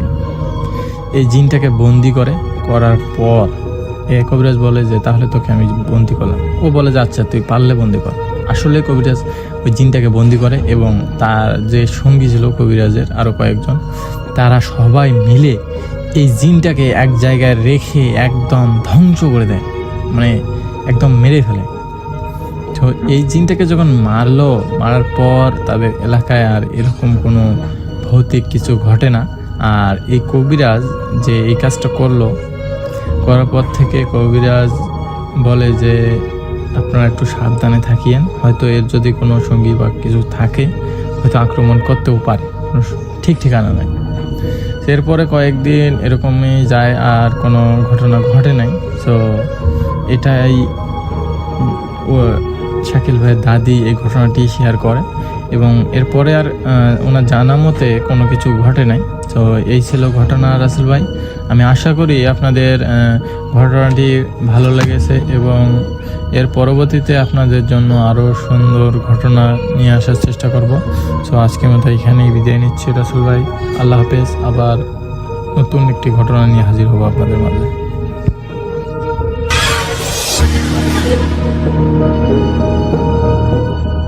আর এই ঘটনাটি আমাদের সাথে শেয়ার করেছেন অনিক মাহমুদ, উইসকনসিন, ইউনাইটেড স্টেটস থেকে, এবং তিনি তার বন্ধু র্যান্ডির মামা উইলিয়ামের একটি ঘটনা আমাদের কাছে শেয়ার করেছেন। তিনি আমাকে রিকোয়েস্ট করেছেন আমি যেন ঘটনাটি আমার মতো করে আপনাদের কাছে প্রেজেন্ট করি। আমি চলে যাচ্ছি অনিকের পাঠানো ঘটনায়। 90-এর দশকের কথা। র্যান্ডির মামা উইলিয়াম তখন 19 বছর বয়স। 19 বছর বয়স মানে তিনি তার টিনেজ বয়সের একদম শেষ মাথায় আছেন, এবং তারা তখন নতুন বাড়িতে মুভ করেন। বাড়িটা ছিল শহরের একটা প্রান্ত এলাকায়, এবং যেখানে একটা লেক আছে, ওই লেকের কাছেই তাদের কমিউনিটি। এই কমিউনিটির বিশেষ একটা ব্যাপার হচ্ছে কমিউনিটিটা খুব নির্জন এবং বেশ পুরনো। আর এই কমিউনিটির পাশেই মানে কমিউনিটির যে রাস্তাটা, ওটা ছাড়িয়ে একটু সামনে গেলেই যে রাস্তাটা পড়ে সেটা হচ্ছে একটা পুরনো সেমিটারির রাস্তা। তো যাই হোক, সেই সেমিটারি মানে হচ্ছে কবরস্থান, পুরনো কবরস্থান, এবং এই কবরস্থানটা নাকি অনেক পুরনো, প্রায় 100 বছরেরও বেশি পুরনো। তো যেহেতু উইলিয়ামদের বাসায় যাওয়ার পথটাই ওই রাস্তায়, উইলিয়ামদের প্রতিদিনই ওই রাস্তা মারানো পড়তো, কবরস্থানের সামনে দিয়ে যাওয়া পড়তো। আর উইলিয়াম মাঝে মাঝে তার বন্ধুদের নিয়ে যখন তার বাসায় আসতো বা তাদের এলাকায় আসতো, তো বন্ধুরাও অনেক কথা বলতো। তো যাই হোক, তার এক বন্ধু ওই কবরস্থান সম্বন্ধে তাকে অনেক কথা বলে যে এই কবরস্থানটা হন্টেড, এটার মধ্যে অনেকগুলো ঘটনা আছে যেগুলো হন্টেড ঘটনা। এইখানে কিন্তু রাত্রেবেলা উল্টাপাল্টা জিনিস ঘটে। উইলিয়াম, তুই কিন্তু কখনোই এদিক দিয়ে ঘোরাফেরা করবি না, মানে রাতের বেলা, তুই তো অনেক কিউরিয়াস মাইন্ড। উইলিয়াম একটু কিউরিয়াস মাইন্ড ছিল, যেটা হয় টিনেজ বয়সে থাকে। উইলিয়াম শুনতো বন্ধুদের কাছে, তো সেও মোটামুটি একটু ঘাটাঘাটি শুরু করে। তখনকার সময় ইন্টারনেট কেবল আসছে, এত ভাস্ট না, তারপর টুকিটাকি সে খোঁজ খবর নিয়ে মানুষের কাছ থেকে জানার চেষ্টা করে কবরস্থান সম্পর্কে। সে ওখানে শোনে যে এখানে নাকি বেশ স্পুকি ঘটনা ঘটে। এগুলো কিন্তু উইলিয়াম শুনে। তো শোনার পরে তার মধ্যে কিউরিয়াসিটি জন্ম নেয়। তো সে যেটা করে, প্রথম তার বাসার জানলা দিয়ে সে দেখতো, লেকটার দিকে তাকায় থাকতো, সামনে দূরের দিকে তাকায় থাকতো যে ওখানে কি আছে, হ্যাঁ মানে কিছু ঘটে কিনা। তো অনেক রাত এরকম গেছে, জানলা খুলে, তখন সামারের সময়, জানলা খুলে সে ওখানে বসে আছে, বাতাস আসতেছে তার ঘরে, খুব সুন্দর বাতাস, কিন্তু সে কিছুই দেখে না। কিন্তু মিস্টিক মনে হয়, কবরস্থানটা দূরে দেখলে মিস্টিক লাগে, অনেক টুমস্টোন আর অনেক কিছু। তো উইলিয়ামের বন্ধু বান্ধবরা অনেকেই তাকে বলে যে একদিন যাবি নাকি এখানে। তো উইলিয়াম তাদের কথায় সায় দেয় না, কারণ সে জানে তার বাসায় বিশাল সমস্যা হবে। তার বাবা এমনি তার উপরে মানে সবসময় চটে থাকে আর কি, তাকে যতটুকু পারে কাজকর্ম করাতে চেষ্টা করে তার বাবা, মানে উল্টাপাল্টায় ঘোরাঘুরি তার বাবার পছন্দ না। তো উইলিয়ামের তখন নতুন কলেজ লাইফ শুরু হয়েছে, সারাদিন পড়াশোনা, বেশ চাপ পড়াশোনা করতে হয়। আর সপ্তাহে 3 দিন সে পার্ট টাইম কাজের জন্য অ্যাপ্লাই করে বিভিন্ন জায়গায়। তো বিভিন্ন জায়গায় অ্যাপ্লাই করাতে তার একটা জায়গায় কাজ হয়ে যায়, সেটা হচ্ছে একটা ভিডিও ক্লাব, মানে যেখান থেকে মানুষ VHS DVD এগুলো ভাড়া নিত, গেমস এসব। তো ওখানে কাজ হয়ে যায় সন্ধ্যা 6টা থেকে রাত 10টা পর্যন্ত, বেরোতে 11টা। তো উইলিয়াম ওখানে জয়েন করার পর তার বেশ ভালোই লাগে, কারণ সে ওখান থেকে বিভিন্ন মুভি টুভি ভাড়া নিত, সেখানে তার চাকরি হয়েছে, তো বেশ ভালো লাগে। তো যেতে হইতো কিন্তু সেই ওই রাস্তা দিয়েই, ওই যে সেই সেমিটারির সামনে রাস্তা দিয়ে তাকে যেতে হইতো। তো এইটারে সে সিরিয়াস কিছু মনে করতো না। বিকালের দিকে দেখা যেত যে হালকা ওখানে রাশ কম, মানুষজন কম চলাফেরা করে, কারণ পুরোনো একটা সেমিটারি ওখানে। তো ওই বিকালের দিকে রাশ কম। রাতে ফেরার সময় একটু অস্বস্তি লাগতো তার, কারণ রাতে যখন ফিরতো তখন মানুষজন থাকতো না, ওই রাস্তাটা কেমন যেন নির্জন হয়ে যায়, কেমন যেন গা কাটা দেওয়ার মতো একটা অবস্থা। তো সে বুঝতেছে উইলিয়াম যে শীত যদি আসে তাহলে তো খুবই খারাপ অবস্থা হবে এখানে। ততদিন অবশ্য সে গাড়ি কিনে ফেলবে, তার প্ল্যান আছে যে কাজ করতেছে সে গাড়ি কেনার জন্য। তো যাই হোক, এরকম একটা সময় তখন কিন্তু মোটামুটি গরম কমে গেছে, বেশ খানিকটা ঠান্ডা ঠান্ডা আবহাওয়া আর কি। এই সময় একদিন উইলিয়াম ওখান থেকে আসতেছে রাতের বেলা কাজ শেষ করে, এবং তার সাথে ওই দিন সে মুভি রেন্ট করছে আর তার সাথে খাবারের প্যাকেট, এটা নিয়ে সে আসতেছে প্যাডেল করে করে। বেশ মানে ভালো লাগতেছে আর কি তার কাছে, আবহাওয়াটা খুব সুন্দর, ঠান্ডা ঠান্ডা আবহাওয়া। তো সে কিন্তু প্যাডেল করতে করতে চলে আসছে সেমিটারির গেটের কাছে। তো এইখানে যখন সে আসে প্রতিদিন দেখে যে দরজাটা বন্ধ, এবং ওরকমই একটা মানে লুক, এরকম মানে অ্যাজ ইউজুয়াল একটা লুক, দরজা বন্ধ সেমিটারির, এটা কেমন যেন একটু গা শিরশির করে চলে যায়। আজকে আসার সময় সে দেখলো যে সেমিটারি গেটটা খোলা, বেশ খানিকটা খোলা। তো উইলিয়ামের কাছে একটু অবাক লাগলো যে রাতের বেলা সেমিটারির গেট খোলা কেন, মানে এটা আনইউজুয়াল মনে হলো তার কাছে। আর তার মাইন্ডে একটা মানে কিউরিয়াসিটি কাজ করলো। তখন সে ফট করে সাইকেল থেকে নেমে গেল এবং সাইকেলটাকে টেনে নিয়ে আসলো। তার যে খাবারের আর এই যে VHS-এর যে ব্যাগ, সেটা কিন্তু বাঁধা সাইকেলের সাথে, মানে মাঝখানে যে রডটার উপরে। তো সে সাইকেল নিয়ে আস্তে আস্তে টেনে টেনে আসছে, সে দেখতেছে দরজা খোলা। ভিতরে উকি দিল, দেখলো অন্ধকার, ওই যে চাঁদের আলো হালকা পড়ছে, ওই পেভিং করা রাস্তা চলে গেছে। তো উইলিয়াম সাইকেল নিয়ে ঢুকে গেল ওই জায়গায়। সে আসলে মনে করেনি যে দরজা খোলা বা এটা কে খুললো, সে মানে কিউরিয়াসিটি থেকে সাইকেল নিয়ে ভিতরে ঢুকে গেছে। সাইকেল নিয়ে ভিতরে ঢুকে সে হাঁটতেছে, ডানে বামে তাকাইতেছে, কেউ নাই, মানে পুরা নীরব নিথর, রাতের বেলা পোকা ডাকতেছে এরকম। উইলিয়ামের কাছে আবার বেশ ভালো লাগলো, কারণ সে খুব হরর মুভি টুভি লাইক করতো। পুরো জনমানব শূন্য সেমিটারি, মানে কেউ নাই, রাতের বেলা চাঁদের আলো হালকা পড়ছে, চারিদিকে ছড়ায় আছে এবং গাছগাছালের ছায়া পড়ছে। এবং সেই যেখান থেকে মানে নামতেছে উঁচু জায়গা, সেই জায়গা থেকে নিচের দিকে কিন্তু দেখা যাচ্ছে লেকটা চকচক করতেছে, এবং এই লেকটাই কিন্তু তাদের যে কমিউনিটি ওটার মধ্যে সাইড দিয়ে গেছে। তো সে দেখতেছে ওখানে চাঁদের আলো লেকের পানিতে চকচক করতেছে।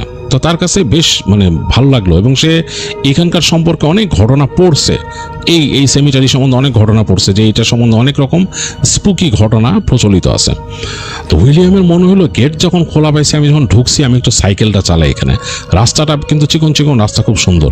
তো উইলিয়াম করলো কি, তার সাইকেলের সামনে ল্যাম্প ছিল, মানে একটা ফ্ল্যাশ লাইট এরকম, সে একটা ক্লাম দিয়ে আটকে রাখতো, ফ্ল্যাশ লাইটটাকে অফ করে দিল, দিয়ে সে আস্তে আস্তে সাইকেলটা সামনে ঠেলে প্যাডেল মারা শুরু করলো, উঠে গেল সাইকেলের এই যে চাক্কার একটা শব্দ, ওইটা ছাড়া আর কোনো শব্দ নয়, ওইটাই শব্দটা পাচ্ছে।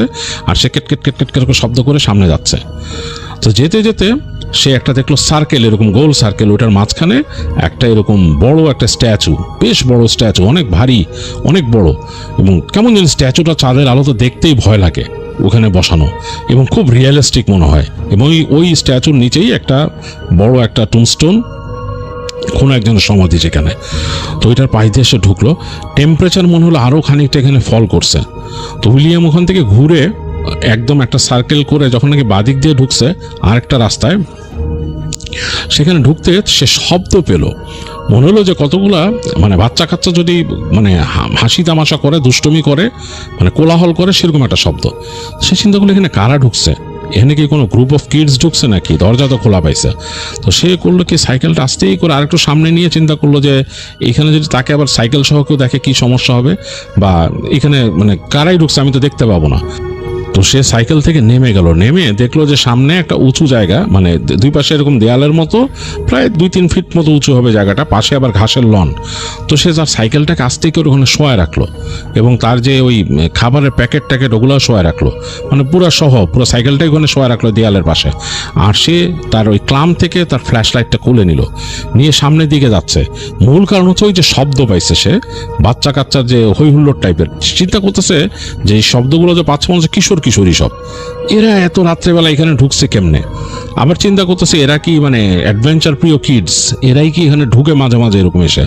সে তো জানে, তার নিজেরও খুব আগ্রহ ছিল, আরো কম বয়সে, আজ থেকে 4-5 বছর আগে তার খুবই আগ্রহ ছিল এরকম। তো সে ভাবলো এরাই কিনা। রাত্রেবেলা তো মানে জায়গাটা তো খুব সুন্দর লাগতেছে তার কাছে, মানে খুব সুন্দর, বাতাসটা ঠান্ডা, এখানে টেম্পারেচার আরও কমে গেছে, মানে তার শরীরে, উইলিয়ামের শরীরে যদিও জ্যাকেট পরা। তো সে ফ্ল্যাশ লাইটটা নিয়ে আস্তে হাঁটা দিল। তো যেদিকে শব্দ হচ্ছে ওদিকে সে এগিয়ে যাচ্ছে এবং দেখতেছে এরকম অনেকগুলা এরকম সে মানে মোড় নিয়ে নিল, এর পাশে গাছগাছালি আছে, লেকটা দেখা যাচ্ছে, অনেকগুলো মোড় সে নিয়ে নিল। নিয়ে এক জায়গায় আসছে, ঢুকছে, সেখানে দেখলো একটু উঁচু জায়গা, হ্যাঁ, মানে একটু পাহাড়ের মতো, টিলার মতো উঁচু জায়গা, এবং দুই পাশে গাছ এরকম করে ছেয়ে আছে দুই পাশ দিয়ে। তো সে হাঁটতে হাঁটতে গাছগুলোর কাছে আসলো। এই জায়গাটা বেশ অন্ধকার, এখানে দেখা যাচ্ছে না, চাঁদের আলো ওই টিলার মতো উঁচু জায়গাটার মধ্যে একটু পড়ছে। তো এখান থেকে সে অন্ধকারে দাঁড়ায় আলোর জায়গাটার মধ্যে দেখতে পাচ্ছে ওই জায়গায় মনে হচ্ছে অনেক টুমস্টোন আছে, ছোট ছোট অনেকগুলো টুমস্টোন কাছাকাছি। অবাক হলো, এবং ওইখান থেকে মনে শব্দটা বেশি আসতেছে, মনে হচ্ছে মানে হই হুল্লোড় টাইপের, বাচ্চাদের হই হুল্লোড় টাইপের। তো সে আস্তে আস্তে এগিয়ে গেল, সে জাস্ট দেখবে, মানে কিউরিয়াস। আর সে চিন্তা করছে তাকে যদি দেখেও ফেলে বাচ্চারা, সে তাদের সাথে কথাবার্তা বলবে আর কি, যে তোমরা এখানে আসছো রাতের বেলা, এটা ঠিক না, এরকম কিছু একটা বলবে আর কি, তাদেরকে ওয়ার্নিং দিবে যে রাত্রের বেলা এরকম এসব জায়গায় ঘোরাঘুরি করা ঠিক না। তো বলতে বলতে সে সামনে এগিয়ে গেল, বেশ খানিকটা এগিয়ে গেছে সে, কিন্তু এই শব্দ পাচ্ছে কিন্তু কাউকে কিন্তু দেখতে পাচ্ছে না চাঁদের আলোতে। তো আরও যখন কাছায় গেল মনে হলো জায়গাটা অনেকটা কুয়াশাচ্ছন্ন, মানে হালকা মিস্ট দিয়ে ঢেকে গেছে, মানে এক হাঁটু সমান মিস্ট হবে ফ্লোর থেকে। তো তখন সে বুঝলো যে এই জায়গাটাই দেখা যাচ্ছিল আগে চাঁদের আলো পড়ে। এইখানে মনে হচ্ছে লাইভ সে শব্দ শুনতেছে মানুষের। এখন মনে হচ্ছে টিনের ছেলে মেয়ে ছাড়াও সে বয়স্ক মানুষেরও কণ্ঠ শুনতেছে। তো সে হাঁটতে হাঁটতে আর একটু সামনে চলে আসলো, সেই যে গাছগাছালির অন্ধকার যে ঝোপঝাড় ওইটার ভেতর থেকে বের হয়ে একটু সামনের দিকে আসলো। কুয়াশা তখন তার নিজের পাও কুয়াশার নিচে। সে তাকায় দেখতেছে তার থেকে বেশ খানিকটা দূরে, মানে ওই পাশে তো অনেকগুলো গাছপালা ডাল, তার ওই পাশে হচ্ছে লেক, নিচু হয়ে গেছে আবার। তো ওইখানে দেখতেছে মনে হচ্ছে অনেকগুলো মানুষ দাঁড়ায় আছে, তাদের অবয়ব বোঝা যাচ্ছে গাছের নিচে, কতগুলো টিনের ছেলে মেয়ে, তার সাথে বয়স্ক লোকও মনে হয় দেখছে 2-1 দাঁড়ায় আছে আর ওইখানে। তো সে চিন্তা করলো এরা কি করতেছে, এই টিনেজরা এই কি করতেছে। তো সে ফ্ল্যাশ লাইটটা নিজের অজান্তেই জেলে ফেলছে। তো আলোটা সামনে যেয়ে পড়ছে, তো আলোটা যে সামনে গেল সে দেখলো কুয়াশা ভেদ করে তার আলোটা নিচ থেকে উপর দিকে একটু উঠছে। তো ওই আলো যে পড়লো টুমস্টোনের উপর, মানে বেশ কিছু টুমস্টোন, এবং যেখানে মানুষ দাঁড়া ছিল ওখানে কেউ নাই, মানে পুরো জায়গাটা ফাঁকা। সে সাথে সাথে ভয়ে লাইটটা আবার অফ করে দিছে। কই গেল 1 সেকেন্ড এরা? তখনই আবার দেখলো অবয়বগুলো ওখানে দাঁড়ায় আছে এবং মনে হচ্ছে তার দিকে তাকায় আছে, এবং এই শব্দটা সব বন্ধ হয়ে গেছে, যা এতক্ষণ যে শব্দ শুনতেছিল কোলাহল সেটা বন্ধ হয়ে গেছে। সে আবারও সামনে তাকায় দেখলো মনে হচ্ছে যে আবছা আলো আধারের মধ্যে কতগুলো মানুষের আকৃতি দাঁড়ায় আছে, এবং মনে হচ্ছে যে ওই গাছগাছালির ভেতর থেকে আরো 2-1 বেরোলো, এবং এগুলো মহিলা, তাদের ড্রেস দেখে বললো। কিন্তু এই যে অবয়বের মধ্যে সেই ড্রেসগুলো দেখতেছে, দেখে মনে হচ্ছে যে অনেক পুরানো ড্রেস। তো উইলিয়াম ভয়ে আরো একবার ফ্ল্যাশ লাইট জ্বালাইলো। এইবার লাইট জ্বালানোর পর দেখলো যে আবার নাই, জায়গাটা ফাঁকা। কিন্তু একটা বাতাসের তোড় আসলো ওদিক থেকে, মনে হলো যে একটা বাতাস লেকের উপর দিয়ে দমকা বাতাস প্রবাহিত হইলো। উইলিয়ামের গায়ে বাতাসটা লাগার সাথে সাথে তার সারা শরীর কাটা দিয়ে উঠলো। উইলিয়াম ভয়ে দৌড় দিল এবং তার কাছে ক্যানজানির মধ্যে সেই বাতাসটা তার সাথে সাথে ছুটতেছে এবং শোঁ শোঁ শব্দ হচ্ছে। উইলিয়ামের এতটা ভয় লাগছে, মানে সে আর তা মনে করতে পারতেছে না সাইকেল কোথায় রাখছে। সে এলোমেলো দৌড়াইতেছে বিভিন্ন রাস্তা দিয়ে, দৌড়াইতে সে একটা জায়গায় ওই সার্কেলটা পেলো যেখানে নাকি ওই যে লম্বা একটা মূর্তি দেখছিল সে দাঁড়ানো। সে দৌড়ায় ওই মূর্তির পাশ দিয়ে গেল। ও মূর্তির পাশ দিয়ে যাওয়ার সময় তার কাছে হঠাৎ করে মনে হলো একটা কটকট কটকট কটকট কটকট কট কেমন একটা শব্দ হচ্ছে। 1 সেকেন্ডের জন্য উইলিয়াম পিছু ফিরে তাকায় দেখতেছে ওই মূর্তিটা মনে হচ্ছে জীবন্ত হয়ে গেছে। মানে মূর্তিটার মনে হচ্ছে যে মানে ওইটা একটা জীবন্ত মানুষ ওখানে দাঁড়ায় আছে, তার চোখ দুটো জ্বলতেছে এবং তার চুলগুলা ওই যে বাতাস ছাড়ছে বাতাসে উঠতেছে, এবং বাতাসটা একদম হুইসলিং করে করে শু শু করে তার কানের কাছ দিয়ে যাচ্ছে। উইলিয়াম ভয়ে দৌড়ানো শুরু করছে। সে দৌড়ায় অনেক দূর আসছে, তখন তার চিন্তা হয়েছে যে আমার সাইকেল তো ফেলে রেখে আসছি। ঠিক তখনই সে পেছনে শব্দ পাইছে একটা মানে কেমন ভয়ঙ্কর ডাক। এই ডাকটা সে চিনে, এটা কায়োটির ডাক, কারণ সে আগে যেখানে থাকতো সেখানে কায়োটি ছিল তার আশেপাশে। কায়োটির ডাক, কায়োটি হচ্ছে বেশ ভয়ঙ্কর টাইপের কুকুর শ্রেণীর, মানে কুকুর প্রজাতির। এগুলা অনেকটা উলফের মতো, কিন্তু এগুলো ভয়ঙ্কর, কিন্তু মানুষকে অ্যাটাক করে। সে কায়োটির ডাক শুনে সে ভয়ে আর সাইকেলের কথা চিন্তা করলো না, সে প্রাণ নিয়ে দৌড় দিল। দৌড়াতে দৌড়াইতে দৌড়াইতে দৌড়াইতে সে চলে আসছে একদম তার ওই সেমিটারি যে গেটটার কাছে। এসে দেখতেছে এই সেমিটারি গেট বন্ধ, মানে সে যে খোলা দেখছিল এটা খোলা না, এটা বন্ধ, কিন্তু উপরে কিন্তু বেশ ফাঁকা আছে। উইলিয়াম ভয়ের চোটে ঝাঁপায় পড়লো গেটের উপরে। ঝাঁপায় পড়ে গেটের উপর সে হাঁচড়ে পাঁচড়ে পা ঠেকায় কোনো মতে, লোহার গেট ছিল, উপর দিয়ে উঠে ওই পাশে পড়লো। দেখলো তো তার হাত একদম ছড়ে গেল ওইখানে লেগে, প্রচন্ড জ্বলুনি উঠলো, কিন্তু তার ওইটা দেখার সময় নেই। সে ওখান থেকে ঝেড়ে দৌড়াচ্ছে, মানে তার চিন্তা হচ্ছে যে সে একদম তার বাসায় পৌঁছাইতে হবে, বাসা এখনো বেশ খানিকটা দূরে। তো দৌড়া যাচ্ছে, সে শব্দ পাচ্ছে যে তার হাতের বাঁ পাশ দিয়ে কিন্তু ওই পাশে ফেন্স, এবং ফেন্সের ওই পাশে মানে সেই সেমিটারি ফেন্স কিন্তু ওই পাশে, ফেন্সের ওই পাশে সে কায়োটির শব্দ পাচ্ছে। তো সে দৌড়াইতে দৌড়াইতে একসময় শেষ মাথায় এসে তাদের যে কমিউনিটি, তাদের যে বাসা মানে বাড়ির যে কমিউনিটি, ওইটার তো গেট পাইলো। গেটের কাছে কোনো সিকিউরিটি নাই। খুব অবাক কাণ্ড, সে রাতের বেলা মাঝে মাঝেই এখান থেকে সিকিউরিটি থাকে না। যাই হোক, সে দৌড় দিয়ে ঢুকে গেল। ঢুকে দৌড়াইতে দৌড়াইতে সে চলে আসলো তাদের বাসার সামনে। তো বাসার সামনে তাদের দরজার আগে বেশ খানিকটা জায়গা তো ফাঁকা আছে, ওই জায়গায় মানে উঁচু, মানে ছোট করে একটা ঘরের মতো আর কি, সেখান থেকে ঢুকে তাদের দরজা খুলতে হয়। তো ওইখানে দাঁড়ায় সে পেছন ফিরে তাকাইছে। পেছন ফিরে তাকায় দেখতেছে হু হু করে বাতাস বইতেছে তাদের বাইরে। ওখানে একদম পাতা টাতা সব উড়াই নিয়ে যাচ্ছে, মনে হচ্ছে যে ঝড় আসলে যেরকম হয় সেভাবে পাতা টাতা সব উড়াই নিয়ে যাচ্ছে ওদিকে। সে প্রচণ্ড ভয় পেয়েছে। উইলিয়াম তাড়াতাড়ি কোনো মতো দরজাটা খুলছে, তার দরজা খুলে বাসার মধ্যে ঢুকে দরজা লাগাই দিল। তো সে লিভিং রুমে, তার বাবা মার বেডরুম হচ্ছে ডান দিকে আর তারটা বাঁ দিকে, সে আস্তে করে মানে তার রুমে আসলো। তার রুমে এসে জিনিসপত্র রাখলো। তার রুমের জানলা দিয়ে কিন্তু বাইরে দেখা যায় পার্কিং লট, এবং তার রুমের জানলা দিয়ে কিন্তু বাইরে পিছনে ওই যে গাছপালা, লেক, এগুলো দেখা যায়। তো ওখানে যে সে ভয়ে ভয়ে তার রুমের মধ্যে হালকা করে বাতি জ্বালছে, জেলে ওই পর্দাটা একটু সরায় সে দেখতেছে বাইরে কি। দেখলো যে অনেক বাতাস বইতেছে তার ঘরের বাইরে, মানে তাদের ওই লট দিয়ে অনেক বাতাস বয়ে যাচ্ছে। আর তারপর সে দেখলো যে তাদের যে বাসার বাইরে যে ফেন্সটা, মানে তাদের যে এই পার্কিং লটের পাশে একটা ফেন্স আছে, ওই ফেন্সের ওই পারে কিন্তু বেশ খানিকটা জায়গা, এবং তারপরে কিন্তু লেক ওদিকে। তো ফেন্সের ওখানে সে দেখতেছে অনেকগুলা চোখ, অনেক জোড়া চোখ জ্বলতেছে, এগুলা কায়োটি সে বুঝতে পারছে। এবং এগুলা এই চাঁদ নাই তো আকাশে, মানে আকাশের আলোয় মেঘের এখান থেকে আসতেছে। সে বুঝতে পারতেছে এই কায়োটিগুলোর গায়ের রং ডিফারেন্ট, অনেকটা কালচে টাইপের, এবং এগুলো অনেকগুলা, মানে কত জোড়া চোখ সে গুনতে পারে না, এগুলো তাকায় আছে ঠিক তার অ্যাপার্টমেন্টের দিকে। তো উইলিয়াম বেশ ভয় পেয়েছে, সে তাড়াতাড়ি পর্দাটা টেনে দিছে। পর্দাটা টেনে দিয়ে সে চুপচাপ তার বিছানায় বসে রইল। অনেকক্ষণ পর দেখলো হাত জ্বলতেছে। তো সাথে সাথে সে জ্যাকেট খুলে ফেললো, খুলে দেখলো এই জ্যাকেটের এখান থেকে তার ছিঁড়ে গেছে এবং তার হাত ছড়ে গেছে দরজার চোখাই লেগে। তো যাই হোক, ওইটা সে নিজেই হাইড্রোজেন প্যারক্সাইড দিয়ে ওটা ব্যান্ডেজ করলো, ব্যান্ডেজ করে ওটা রাখলো, মানে তুলা দিয়ে ব্যান্ডেড লাগায়। তো রাতের বেলা প্রচণ্ড ভয় লাগছে তার, সে ঘুমাইতে পারেনি সারা রাত। তো পরদিন সকালবেলা সে তার মাকে বলল যে আমি রাতের বেলা একটা সমস্যায় পড়ছিলাম। সে তার মার সাথে অনেক ফ্রেন্ডলি ছিল উইলিয়াম। তো তার মা জিজ্ঞেস করছে কী হয়েছে। তো সে বলছে মাকে যে এরকম এরকম ব্যাপার, আমি সেমিটারি গেট ওপেন দেখে গেছিলাম। তো তার মা খুব রাগ করলো, তারে বললো যে মানে এটা কখনোই তুমি ভালো জিনিস করো নাই, রাতের বেলা ওইখানে অনেক রকম সমস্যা হতে পারে, ওইটাতে তুমি একটা থ্রিল থেকে গেছো, আমি বুঝতে পারছি তোমার মধ্যে একটা থ্রিল কাজ করছে ওখানে ঢোকার জন্য, বাট এটা ঠিক না, এটা আনসেফ।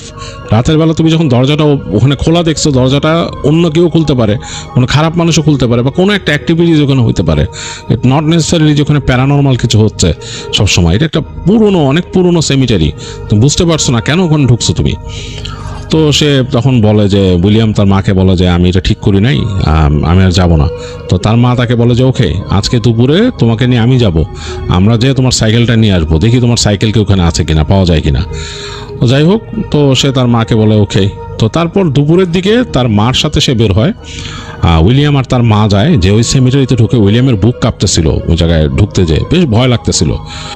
তো যাই হোক, দিনের বেলা হাঁটতে গিয়েও সেই যে স্ট্যাচুটা দেখে উইলিয়ামের কাছে খুব ভয় লাগে। সে তার মাকে বলে, ইশারা করে স্ট্যাচুটার দিকে দেখায় যে এটা দেখে এরকম ভয় পেয়েছি।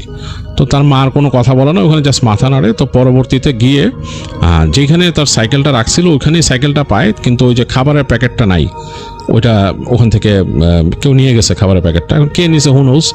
তো ওই তার যে নিয়েছিল, সে VHS টেপগুলো নিয়েছিল, ওইটা আছে ওখানে। যাই হোক, সাইকেলটা নিয়ে তার মা সহ বের হয়ে আসে। আসার পরে তার মা বাসায় নিয়ে আসে তাকে। তো তার মা তাকে বলে যে তুমি যেটা করছো উইলিয়াম, ওইটা একটা স্টুপিডিটি, এটা ফুলিশনেস, এরকম কাজ কখনো করবা না। আর রাতের বেলা এই রাস্তাটা দিয়ে আসবা না। আমি তোমার জন্য নতুন রাস্তা এখান থেকে খুঁজে বের করছি, ও তুমি এই দিক দিয়ে ঘুরে, একটু বেশি ঘুরতে হবে তোমাকে, কিন্তু ঘুরে তুমি তোমার কাজে যেতে পারবা, ওই রাস্তায় দিয়ে আসার দরকার নেই। তো উইলিয়াম তার মাকে বলে, কেন, এখান থেকে তো শর্টকাট, আমি আসতে অসুবিধা কি? তার মা বলছে যে আসবা না মানে আসবা না, তোমাকে যেতে না করছি মানে না। তো পরে নাকি উইলিয়াম এটা শুনছিল যে এই তার মা নাকি ওই জায়গা সম্পর্কে অনেক উল্টাপাল্টা কথা শুনছে এই প্যারানর্মাল বিষয়াদি নিয়ে। তো সেই দেখতো যে উইলিয়াম পরে দেখছিল যে তার মা বাসার সামনে, তাদের বাসার যে দরজার কাছে তার আম্মা এতগুলো রসুন এরকম ঝুলাই দিছিল। তার আম্মা যে তাদের জানলা এবং বাসার কাছে রসুন এরকম ঝুলাই দিছিল। তো সে বুঝতে পারছে যে তার আম্মু এইসব জিনিসে বিশ্বাস করে, এবং তার আম্মু নাকি একটু ধর্মীয় প্র্যাকটিসও করতো। ওই চার্চে গেলে নাকি তার আম্মু ওখান থেকে হোলি ওয়াটার নিয়ে আসতো বাসায়, এগুলো ছিটাই দিত বাসার চারপাশে। তো উইলিয়ামরা যতদিন ওই বাসায় ছিল, উইলিয়ামের কাছে কেমন জানি লাগতো, সে ওই জানলার কাছে প্রায় তাকায় থাকতো এবং ভয় লাগতো। তারা যতদিন ওই বাসায় ছিল, উইলিয়াম আর কখনোই ওই রাস্তা দিয়ে রাতের বেলা চলাফেরা করেনি, কারণ তার নিজের কাছেও ভয় লাগতো ওখান দিয়ে চলাফেরা করতে। তো যাই হোক, এই ছিল র্যান্ডির মামা উইলিয়ামের ঘটনা, যেটা আমাদের কাছে শেয়ার করে ফেললো অনিক মাহমুদ। আমার কাছে বেশ ইন্টারেস্টিং লাগছে, ভয়ের মনে হয়েছে। অনেকেই কিন্তু আমাদের দেশেও এরকম রাতের বেলা কবরস্থানে পাশ দিয়ে যেতে গিয়ে ভয় পেয়েছেন। আপনারা কারা কারা পেয়েছেন, তারা যদি সেই ঘটনাগুলো আমাদের কাছে পাঠিয়ে দেন, সেগুলো আমরা শেয়ার করে ফেলতে পারবো, এবং আপনার ঘটনা আপনারাই শুনতে পাবেন।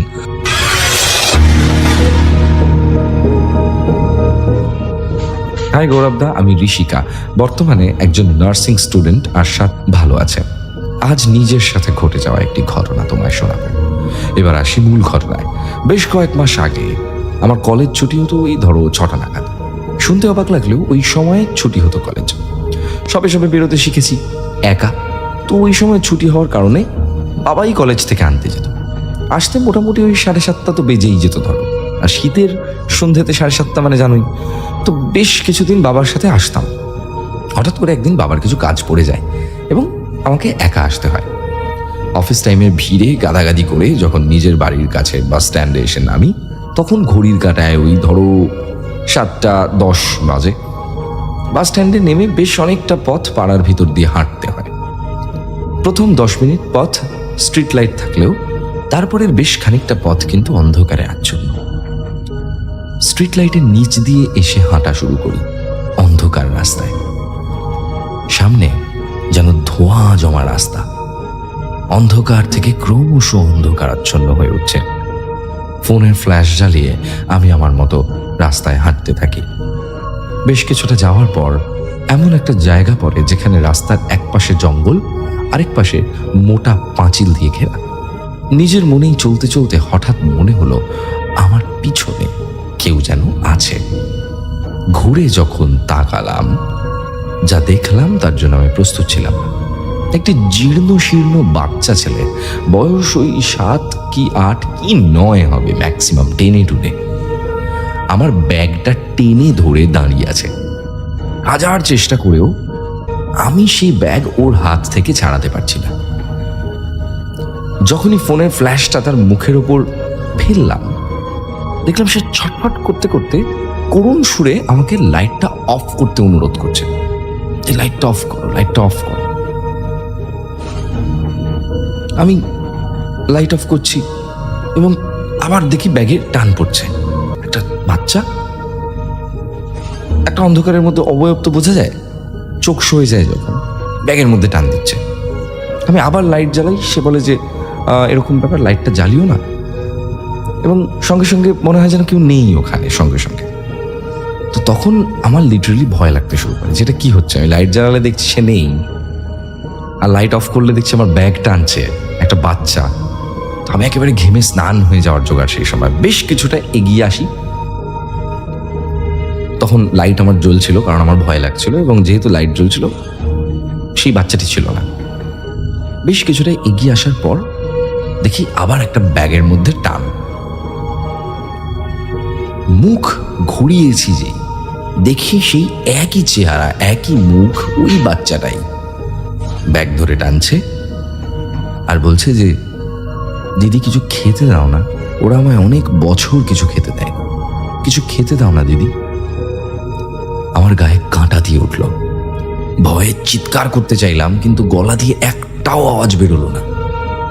সে একইভাবে বলে চলেছে, সেই একই কথা। অনেক কষ্টে ছাড়ানোর চেষ্টা করেও ওই বাচ্চার জোরের কাছে আমার শক্তি যেন কাজই করলো না, কিন্তু পরক্ষণে তার প্রতি একটু মায়াও হলো। ব্যাগ থেকে একটা বিস্কিটের প্যাকেট বার করে তাকে দিতে যাব, হঠাৎ দেখলাম সামনে আর কেউ নেই, কিচ্ছু নেই। সেদিন সেই বিস্কিটের প্যাকেটটা সেখানেই রেখে চলে আসলাম। তারপর কিছুদিনের মধ্যেই আমার কলেজ ছুটির টাইম এগিয়ে 5টা করে দেওয়া হয়, কিন্তু এখনো যখন একা সন্ধেবেলায় সেই রাস্তা দিয়ে যাই মনে হয় যেন আমাকেও পিছু পিছু হাঁটে। পিছন ঘুরলে কিন্তু কাউকে দেখতে পাই না, কিন্তু আড়াল থেকে মনে হয় যেন কেউ আমায় পাহারা দিচ্ছে। অন্ধকারের সময় আমার বাড়ির পথ চলায় কেউ যেন আমার সঙ্গী হচ্ছে। জানি না এটা সত্যি ভৌতিক কিনা, কিন্তু আমি সেদিন থেকে এখনো পর্যন্ত এটার কোনো ব্যাখ্যা পাইনি। এই ছিল আমার সাথে ঘটে যাওয়া একটি বিষয়, একটি ঘটনা। যদি ভালো লাগে তাহলে শুনিও প্রেত কথা শ্রোতাদের। কোনো একটি এপিসোডে গুছিয়ে লিখতে পারলাম না, তুমি একটু নিজের মতন করে গুছিয়ে নিও। প্রেত কথা পরিবারের জন্য অনেক অনেক শুভকামনা, অনেক বড় হোক এই পথ চলা। শুক্রবার এবং রবিবারের রাত মানেই ভয় পাওয়ার রাত উইথ গৌরব। বলেছিলাম না, এই সেকেন্ড ঘটনাটা বড় অন্যরকম একটি ঘটনা। মানে একটা বাচ্চা, মেবি এই বাচ্চাটা হয়তো কোনো সময় মারা গেছিল, হয়তো কেউ খুব অত্যাচার করে মেরেছে তাকে, হয়তো সে চাইল্ড লেবার ছিল, বহুদিন খেতে পায়নি, হয়তো সেভাবে মারা গেছে। বিভিন্ন কারণে একটি বাচ্চার মৃত্যু হয়েছে, হতে পারে অপুষ্টির জন্য মারা গেছে বাচ্চাটি।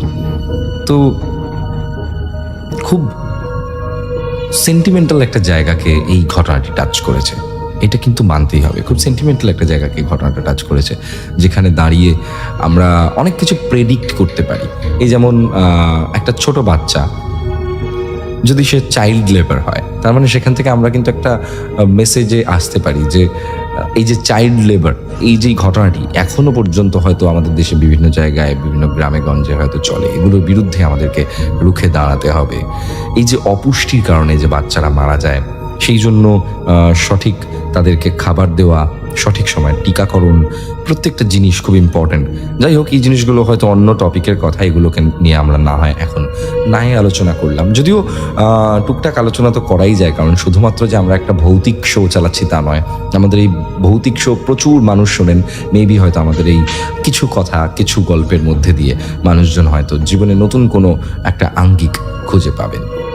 যাই হোক, এই ঘটনাটি কিন্তু অদ্ভুত একটা সেন্টিমেন্টাল জায়গা থেকে এই ঘটনাটি আমার ভালো লেগেছে।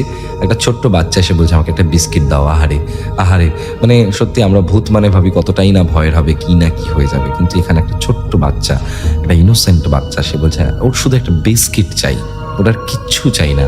ও না ভয় দেখাতে চায়, ও না আনন্দ দিতে চায়, ও কিচ্ছু না, ওর পেটে খিদে, ও শুধুমাত্র একটা বিস্কিট চায়।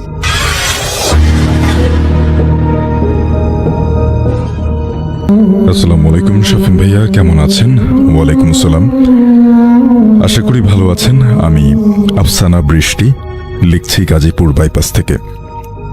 ঘটনাটা আমার নিজের সাথে ঘটা, আমার বাড়ির ঘটনাটা 2019 সালের। আমার বাড়ির সাথে কবরস্থান আছে। বাড়িতে ঢুকতে গেলে আগে কবরস্থানের রাস্তা দিয়ে বাড়ি যেতে হয়। আমাকে মানুষ অনেক ধরনের অনেক কথা বলতো যে ওই জায়গাটা ভীষণ ভয়ের, গ্রামের অনেক মানুষ ওখানে বেহুশ হয়েছে, ওখান থেকে আমাকে যেতে না করতো। তো সেদিন রাতের কথা, আমি একটা জব করি, সেদিন আসতে একটু দেরি হয়ে গেছে। চারিদিকে একেবারে জনমানব শূন্য, আর আমাকে তো যেভাবে হোক বাড়িতে ঢুকতে হবে, তা না হলে আমি মেয়ে মানুষ, রাতে কোথায় থাকবো। যখন আমি বাড়ির রাস্তার মোড়ে এসে পৌঁছলাম, তখন আমার ওই গ্রামের লোকদের কথা মনে পড়তে লাগলো, আর ভয়ে আমার পুরো শরীর ঘামতে লাগলো। এর আগেও এখানে আমি অনেক ঘটনা শুনেছি। আমি কোনো মতোই মোবাইলের ফ্ল্যাশ লাইটটা চালিয়ে সামনের দিকে এগোতে লাগলাম। হঠাৎ করে দেখলাম আমার সামনে ফ্ল্যাশ লাইটের আলোতেও কোনো কিছুই দেখা যাচ্ছে না। পুরো জায়গাটা একটা ঘন কালো অন্ধকার। আমি তখন সেদিকে ফ্ল্যাশ লাইটটা জ্বালিয়ে উপরের দিকে তাকাতে দেখলাম আকাশ জমিন সমান কিছু একটা কালো কাপড় পরা দাঁড়িয়ে বিকট শব্দে আমার দিকে তাকিয়ে হাসছে। বিশ্বাস করবেন না শফিন ভাইয়া, আমি নিজেকে কিভাবে সেভ করব আমি বুঝতে পারছিলাম না। আমার মনে হচ্ছে তার এই বিকট শব্দে আমার কান ফেটে যাচ্ছে। এই শব্দে পুরো গ্রামের মানুষ একসাথে হওয়ার কথা, কিন্তু আর কেউ কোনো শব্দ শুনতে পাচ্ছে বলে মনে হচ্ছে না। যেন আমি একটা জায়গায় বন্দী হয়ে গেছি। আমি যখন আয়াতুল কুরসি পড়ব ঠিক তখনই আমাকে তার ওই কালো কাপড়টা দিয়ে একটা আঘাত করলো, আর আমি সেখানে মাটিতে লুটিয়ে পড়ি। আর তখনই সেই কবরস্থানের দেয়ালের সাথে আমার মাথাটা বারবার ধুবাচ্ছে। আমার পা মাটি থেকে কয়েক ইঞ্চি উপরে উঠে যায়। আমি শুধু জোরে জোরে চিৎকার করছি, কিন্তু আমার মনে হচ্ছে যে কেউ আমার চিৎকার শুনছে না। আমি ঠিকঠাক শুনতে পারছিলাম না। আর আমি তার রূপ দেখতে পাইনি। তার পুরো শরীর যেন একটা তাল গাছের চেয়ে লম্বা। আমি ওই অবস্থায় আমার মনে একটা প্রশ্ন জাগলো যে আমি যেভাবেই হোক আমাকে বাঁচতে হবে। আমি সূরা পড়তে চেষ্টা করতে লাগলাম। চেষ্টা করতে করতে একসময় আমি আস্তে আস্তে সূরা পড়তে শুরু করি, এবং আমার মনে হয় যে আমার পুরো শরীর ধীরে ধীরে শান্ত হতে লাগলো, হালকা হতে লাগলো। আমি ততক্ষণ আমার মাথা থোবানি খাচ্ছি, কিন্তু কোনো কিচ্ছু করতে পারছিলাম না। আমি সূরা পড়ার পরে আমি যেন একটা নতুন জীবন ফিরে পেলাম। এতক্ষণ মনে হয়েছিল আমি বুঝি এরা হাত থেকে বাঁচতে পারবো না, আমাকে মেরে ফেলবে আজকে। আর তখনই দেখলাম যে আমার সামনে সেই কালো অবয়বটা ধীরে ধীরে ছোট হতে লাগলো। আমি সূরা পড়া থামালাম না। আমি সূরা পড়তে পড়তে দেখলাম সেই অবয়বটা আমার সমান সমান ছোট হয়ে গেল। এরপর দেখলাম যে তার পা হাত সবকিছু উল্টো, আর মাথাটাও উল্টো দিকে।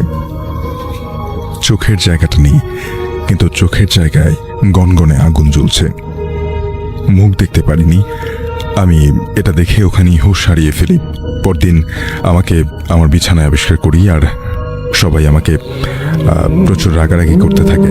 তারা কি আমাকে ওখানে ভয়ে বেহুশ অবস্থায় পায়। সবাই এরপর বলছিল যে তুই কি দেখলি। আমি পুরো ঘটনাটা সবাইকে খুলে বলি। গ্রামের আরো কয়েকজন একই রকম ভাবে দেখেছেন। এরপর থেকে আমি কখনো ওই পথে আর রাতে বাড়ি ফিরিনি।